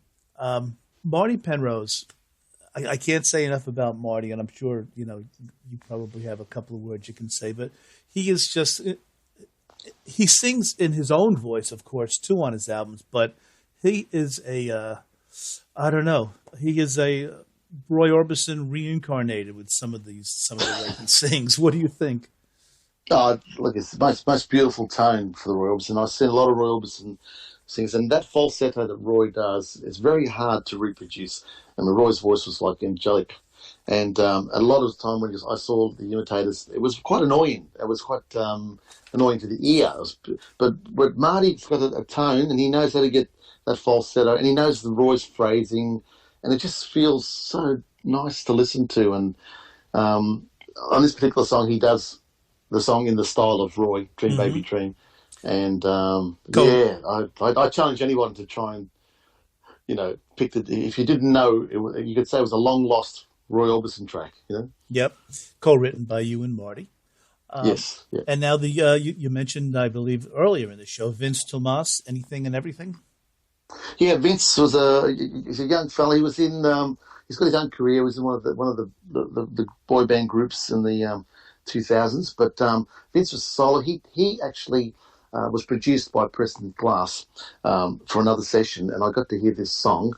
At the time, Russ Reagan, he was the legendary producer that did Elton John and Neil Diamond. He was overlooking his career, and on the album was Larry Antonino and a few other musicians that also played on some of my work. So I've had this sort of connection, so I thought I'd check it out. I just love the song. It's a really cool song, and he's got a great sort of, positive, vibey sort of voice. So I just liked it so much, and I thought to myself, I wonder if he wouldn't mind being part of this project. And terrific, Vince is terrific, and Jan, his mum, they're all very cooperative, and we've got him on the album here, and he might have gained a few more Australian fans. I'm sure he has. And great to hear back from the Initiative, the original Initiative album, Fortunato Isgro, with Angel Love From There. Of course, co-written by you and Preston. Yeah, a song that I mentioned to Preston that I was writing. I mentioned to Fortunato I was writing with Preston. He said, I would like to sing something like that. The song Angel From Up There, Fortunato is just great. He hadn't done any recording since original music, since the Initiative and his Journey album. He really should do more, I'll put this out there, because when he came back to sing Angel From Up There, it's just magic to me. I just think and Preston's comment was, his voice is perfect for this song. And I think it's great. So I'm glad he was on the album again. Yeah. You and Me, done by Nino Bisignano. Yes. That's a Joe Mandica original. With John Dim. John again. With John, yes, you did mention you had that with John. Yeah, he had another round of poetry to give me. And that song came out, and I just could picture Nino singing it. I could just picture Nino. And when Nino does that song at some of our gigs, everybody just loves it. They're just swaying, and it's a feel-good song. So absolutely. Nino's great. And Grace Marino with Don't Say It's Gone. Nice voice on Grace. Yeah. Oh, yeah, powerhouse voice Grace had, and belts that one out. One of my colleagues in Los Angeles, Lee Lodger, who runs the Omnivore label, who puts out a lot of music, he at the time gave high praise to that song. He said he loved the vocal on that track there. So, it's, as you said before, Steve, different people like different. Yeah, but different people like different songs, So someone liked that song, and then someone else didn't even say boo about that song. But everyone likes a different song on these albums. So I mean that's what makes the album so appealing as well. It becomes a collection. Yeah. Yes. Didn't Take the Time. Tony Pantano, Fortunato, and yourself. Yeah, well, that was one of the. You say I like revisiting things. Right. Well, that was a perfect example. I'd done that song on my album. Originally was recorded by Tony Pantano on his album before I did it, and then Fortunato loved the song that he also recorded on his album Journey. So we basically, I have to reveal now, we weren't all in the studio at the same time. We did, if you're a Beatle fan and you know about Free as a Bird and all those things, how that was put together, I just said to Adam, can we do this? Can we get these 3 different versions recorded at 3 different times in 3 different studios and make it one song? And the guy's a wizard, and that's how they became about. And a lot of people like that song on the album. It's a bit country feel, and it's a bit Beautiful waltz harmony as well. Beautiful harmony. Yeah, too. yeah. So that's how that happened. Yeah. Watch Me Melt, which Stephanie Angelini does cover on Life Lessons, but on Grooves, it's handled by Alyssa Agius. That's correct. Yeah, I'm sorry, yes, Alyssa, if I got your name. No, that is 100% correct pronunciation. You're doing well, Steve. Before Stephanie recorded her version, Alyssa Aegis was kind enough to do a version of the song. Alyssa was actually daughter-in-law of Mario Aegis. Now, Mario's my drummer now in the Legends duo where we perform. And Mario played drums on Can't Get Your Face Off My Mind from the Initiative album. So he's in the picture as well, and also plays on some of the Grooves tracks. But Alyssa was great to do that version. She does a really rocking version. So I love it for that reason. I thought I'd put it on the album. And Stephanie, of course, has got her own version as well on her album, which is a little bit different again. So, and that's a cover written by Preston Glass as well. And Nino, Where Are You When I Need You? Sono pazzo di te. How was that? Or di te? That was almost perfect. It's sono pazzo di te. There we go. I didn't say that? You said yes, can you believe this? Francesco Misitano is a vocalist from Italy, very well known in Milano, where he originates from, and he came to Australia to do some shows, and I was asked to be, I guess, support act for his shows, and I just thought he had a really unique voice. It reminded me a little bit of John Lennon's voice, and I don't know why, but it just had that edge to it. We'd written a song with Preston. This song was written with English lyrics, and we were hoping that some particular artists would pick it up, but it actually never happened. So I said to Francesco, how would you feel about, because he's also a composer himself, he writes his own music and lyrics, writing some Italian lyrics for this song, and he basically came over, went to the piano, and he said, I've got it. He was I know what to do. He goes, I know exactly. It was like, I can't explain it. He was sitting there telling me that he knew exactly what he was going to do with this song, how he was going to write it, and what the lyrics were. And by the next morning, he'd done it. He sent me a version of it. And I'm Italian background. I understand some of the Italian words, but I don't understand all the words. But I just felt, even if you don't understand the language, I can feel this vocal performance. I am right with you with that. I think, Joe, you had shared this song with me a while ago, and I remember saying to you that, I don't understand the Italian, but you don't have to with this song. It's just, it's a beautiful, beautiful, just the words, without knowing what the words mean. It's just beautifully presented.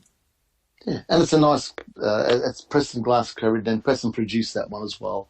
Mario plays drums on the album. So yeah, we thought it was again, like I'm blessed. I mean, I put songs out and no clunkers, as you say, right? Yeah, clunkers is right, really. I mean, there's a lot of opportunity there for some of these songs to say, well, Joe, that's a little bit this or a little bit that, but it finds a home. So that sort of sits there. I mean, I've had a lot of people say to me, even though they don't understand the language, oh, what a beautiful sounding song. Yep. Mm-hmm. Yep. So, yeah. And then we had All the Way, Back to the Secrets. Yeah, I wanted to visit. I mean, I love all the Secrets work, but that song in particular we co-wrote, and it didn't really get much attention at the time. And we at that stage we found the old recordings and brought them into the studio and remixed them, mastered them. And I thought it doesn't sound dated. I think it can work. And I wanted to get Peter on the album as well. It's something that we've done together. And for all the people that had never heard of the Secrets, they loved it. Oh, it's my favourite song. Yep. So that's how that ended up being there with Peter on vocals. And then we have You've Got the Love by the great Brandon Watts. Yeah, great voice, an artist in his own right. And again, an associate of protege of Preston Glass, and again, it was one of those. I invited, would you like to be? And they were gracious enough to say yes, we'll be on the album, just to add a little bit of extra colour. It's kind of nice that they actually fit in nicely amongst everything else. So it's not all just Joe Mandica generated, Yes, it is that everything does, like you say, it's eclectic, but it certainly all works together. And like I said, we finished off the medley with Stephanie Angelini with "I'm In," which brings us now to your latest project, your latest incredible musical production of Life Lessons. Please, Joe, tell us all about it.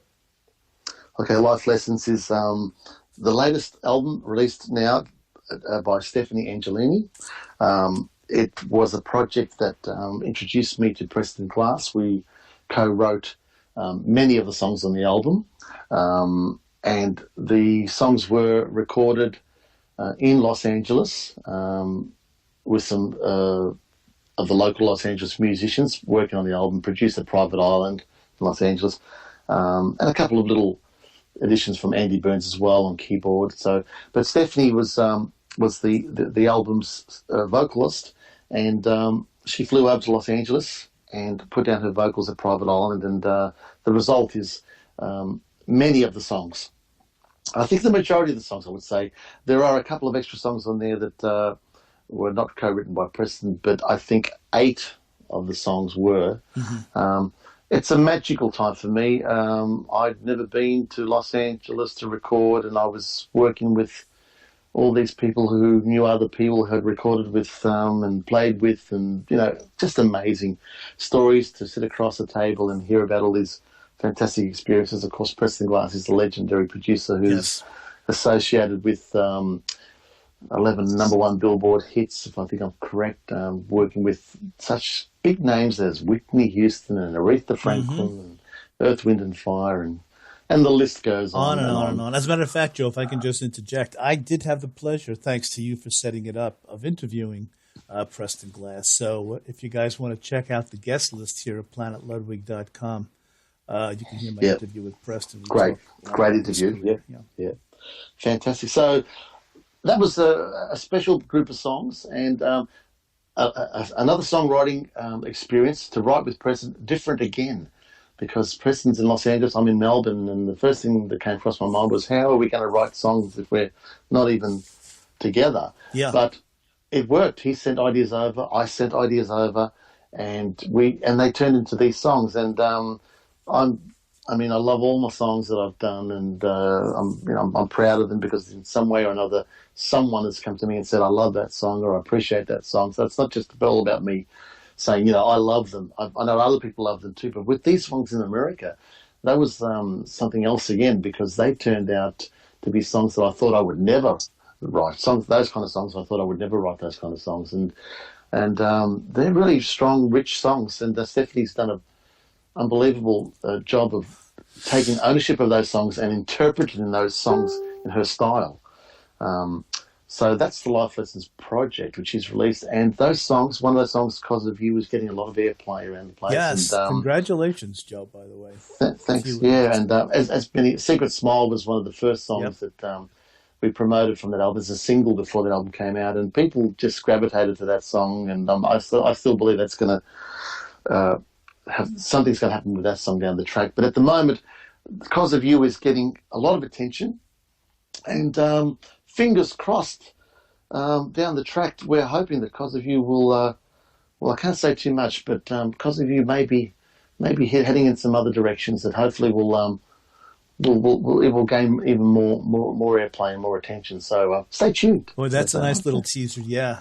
Can't wait. Yeah. I thought what we would do, Joe, first of all, I want to mention to our listeners too, I did write a review of the of Life Lessons. It's right here at PlanetLudwig.com. But I said within the review, Stephanie Angelini's last name has angel in it, and her voice is angelic. It's just such an incredible voice, just wonderful. I thought what we would do, Joe, is Stephanie has actually put together a medley, which she presented on her YouTube channel. I thought we'd listen to the audio from that medley, a little bit of each song, including a composition of her own called Running and covering the great Patsy Cline song I Fall to Pieces. So why don't we listen to that medley right now? I love you, I need you, I want you.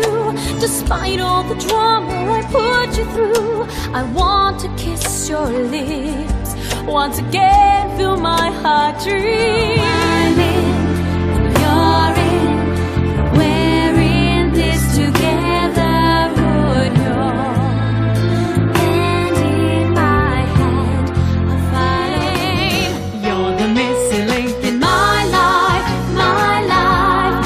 You're here and all is so right, so right. You're the missing link I needed. Here's the reason why. 'Cause of you, you're the only one.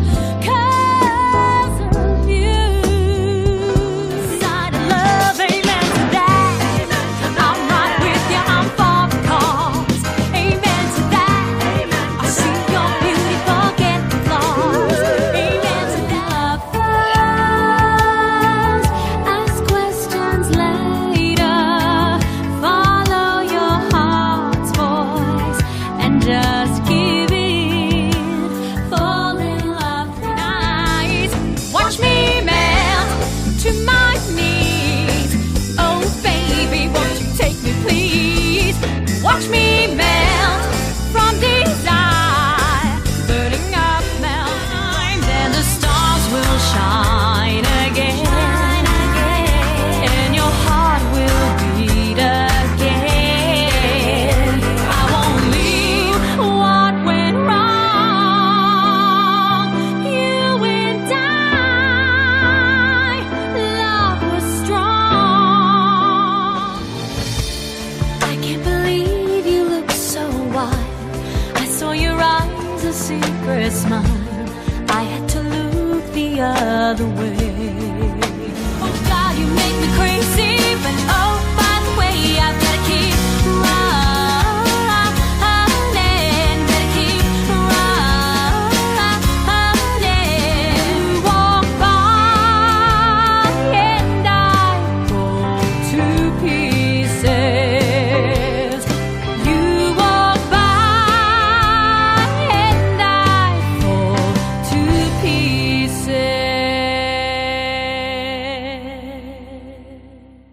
Stephanie Angelini with the Joe Mandica, Preston Glass, co-produced, co-written Life Lessons. And as Joe said, we might be hearing some other very cool things about this album as it's so new. And when that happens, Joe, would you be so kind as to come back on and talk to us about more about the album? I would love to. Yeah, we'll be back for sure. Yeah. Right. Now, before I let you go, Joe, and thank you so much for hanging in there with all these questions. I really appreciate it. But Thank you, Steve. What can I say? It's a pleasure. Thank you so much. I just have a couple of random questions, just out of nowhere, that I wanted to ask you. What's the longest it ever took you to write a song? Oh, you mean from start to finish, the longest time? Yeah. Look, I have no idea. Yeah. I really don't. I couldn't put amount of hours. I look. One thing I do is I start a song and I don't finish it until almost it's time to record it. I like to leave it unfinished because I want to.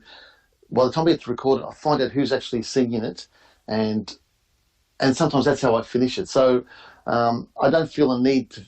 I mean, I have a little black briefcase, which was from my work days, which I have all my ideas and lyrics and bits and bobs. And when I do write songs, I put them all in there. Mm-hmm. Basically, and then when I need a song, or someone says, "Look, we've got to do something," or "We need a song," I'll have a look and say, "Well, what have I got started?" And I thought, that would be perfect for Fortunato, or that would be. So I'll go, and that's when I'll finish it, and I like that process because when I get back into finishes, I'm in a different place, and I go somewhere else different with it. Yeah. I just find, to answer your question, if I tried to do it, when I've ever tried to do a song from start to finish, and like, come on, it's going to be 8 o'clock, I've got to finish this song, it doesn't work. Yeah, because I'm pushing something out to just make it happen, and too industrial. No, I go back the next day and I'm thinking that's no good. That the first part's really cool. No, so I just like to leave. And sometimes to finish a song is maybe a song that I've started separately. I find sometimes another idea completely that doesn't fit anywhere all of a sudden goes together with another song that I've started, and there's the song. So it's funny you say that. I saw an interview with Eminem. I think it was on 60 Minutes, and he uses a similar method. He writes things on index cards or little scraps of paper and puts them in shoe boxes. Might be a phrase here or a phrase there, and he actually takes a bunch out and sometimes just puzzles them together till he has a song with all of his different ideas. So, I guess I was just going to add, with Preston, writing with Preston, some of those ideas that turned out to be great songs. Cause of You is an example, is one of my proudest songs, was an idea that I never took any further. I'd written the verse and sort of course, and didn't go any. I just couldn't get any further with it. I tried and just kept putting it back in the briefcase. And when it came time to write for Preston, I thought, I'm going to send this to Preston and see if he can take it anywhere. And he did. And I thought, well, that obviously that's what was meant to happen. That song was meant to go there. I don't think I would have ever been able to complete it the way that Preston completed it, and it's such a contribution. So sometimes, they don't. To me, they don't go any further because that's it. I've got nothing else to say there. But someone else is able to, a Peter Erector or a Preston Glass, is able to complete that. Yeah, I really enjoy someone else finishing off my idea. It's easier than the other way around. You know, when someone gives me an idea, what am I going to do here? And well, I'm sure it works the other way when you co-write with someone. I'm sure there are some things that they can't just seem to finish off, and your contribution does it. So been lucky. Yeah. Okay, final random question. When you do sit down and you write your song, what's easiest for you? Do you write it on a piano, a guitar? What do you prefer? How do you prefer to write it? Okay, yeah. Well, my main instrument is guitar. That's the one that I play live, and that's the one that I really know how to play. I play piano, but not great. But I enough to get around it. And so the reason I mention it is I find it actually easier to write on piano than guitar, even though guitar is my main instrument. Most of the songs that I've done, I'll walk over to the piano and try them out there or give them a go. I just find that the piano is quite a full instrument and allows me to hear some of the musical part of it more than a guitar. When you play over the years, when I've played a demo to some of these singers we've mentioned in this interview, just a guitar demo, they're still looking at me like, I don't know where this song's going. But if I play it to them on a piano, it's as if they can hear a more finished version of the song. Fuller maybe, yeah. Fuller. So that's what I do find. I run to the piano. That's where I feel I can get the best out of it, even though that's not my main instrument. So, yeah. Well, Joe, listen, I can't wait to hear your next musical gift to all of us. And, whenever we hear a new Joe Mandica tune, it's like, for me and for all of us, it's like Christmas and birthday wrapped up into one. So, listen, I want to thank you really so much for sharing this special gift of music of yours with us and with the rest of the world. We have an international audience, thank goodness. And even though you are a fantastic solo performer or solo writer, I think one of your, not underrated, but I think something that might be overlooked is the way you interpret songs as well. And I thought we'd finish off with a song by the Legends that you did with Legends, the band. One of my favorites, Hush by Deep Purple. What do you remember how that came about? Okay, yes, Hush is by Deep Purple. In Australia, we have an artist named Russell Morris. And he had a song called The Real Thing. It was a psychedelic hit in Australia in the late 60s, okay? He also had other songs. You'll have to look him up. I'm sure you'll love him. But he did the version in Australia of Hush. So this is what happened over here. Sometimes we didn't know who the original singers were. Yeah. Another example is Raindrops Keep Falling on My Head was B.J. Thomas. But in Australia, Johnny Farnham had the hit. Okay. Anyway, Russell Morris was the guy that had the song, and that's the version that I knew. I didn't know anything about Deep Purple's version. And in the Legends trio, which was myself and Vince Medafri and Darryl Roberts, a couple of times Darryl couldn't make it, and a guy named Brennan Weir played the keyboard. Now, he had 2 or 3 keyboards. He was very, Keith Emerson, like. Yes, Keith Emerson, exactly. So when he came in, he said, "Well, we should do Hush," And I said, well, and he started with big Hammond sounds and the swirling keyboards, and all of a sudden it was huge. So he bought that, and then I said, "Oh yeah, Russell Morris." No, Deep Purple. And I think he said it was written by Joe South. I think. Yeah, he said I don't know if Joe South did it first before Deep Purple or whatever, but yeah, it's a Joe South written song. Yeah. Yeah. So when we went into the studio again to make demos for our live performances, we wanted to do Hush, and I recently found this. It's never been put out anywhere. It's just in our library, and I listened to it and I thought, "Oh, that's good." Yeah, it sure is. There's a feel to that, and so I thought I'd share it with you, and thank you for considering playing it, because I think people are going to like it when they hear it. It really kicks. So it does. And Joe, once again, we love you. We love your music, and thanks so much. And a great way to take us out with Hush. Thank you, Steve. I really appreciate not just today's interview, but all the interviews you've done over the years since the start of the initiative. You've been so generous. If I said to you, Steve, I'd like you to talk to this singer or that singer, you never said to me, "Are you crazy? Who's that?" You said, "Joe, I will. I'll talk to them." And you've made a lot of people happy and excited because you've put them on the airwaves, and they would never in their life have expected to even do anything like that. So thank you on behalf of all those artists that I've worked with, and thank you so much for your generosity. But most of all, we keep in touch. I congratulate you. You're back on the air. I know you've been away for a little while. I wanted you to be my first extensive interview, Joe. Thank you so much. Welcome back, and I hope everyone enjoys this. I know it's a long interview. Maybe you need to listen to it in sections. But look, I hope you've enjoyed it, and thank you for archiving a bit about Joe Mandica and his music. Thank you so much. I can't say enough to you. Thank you.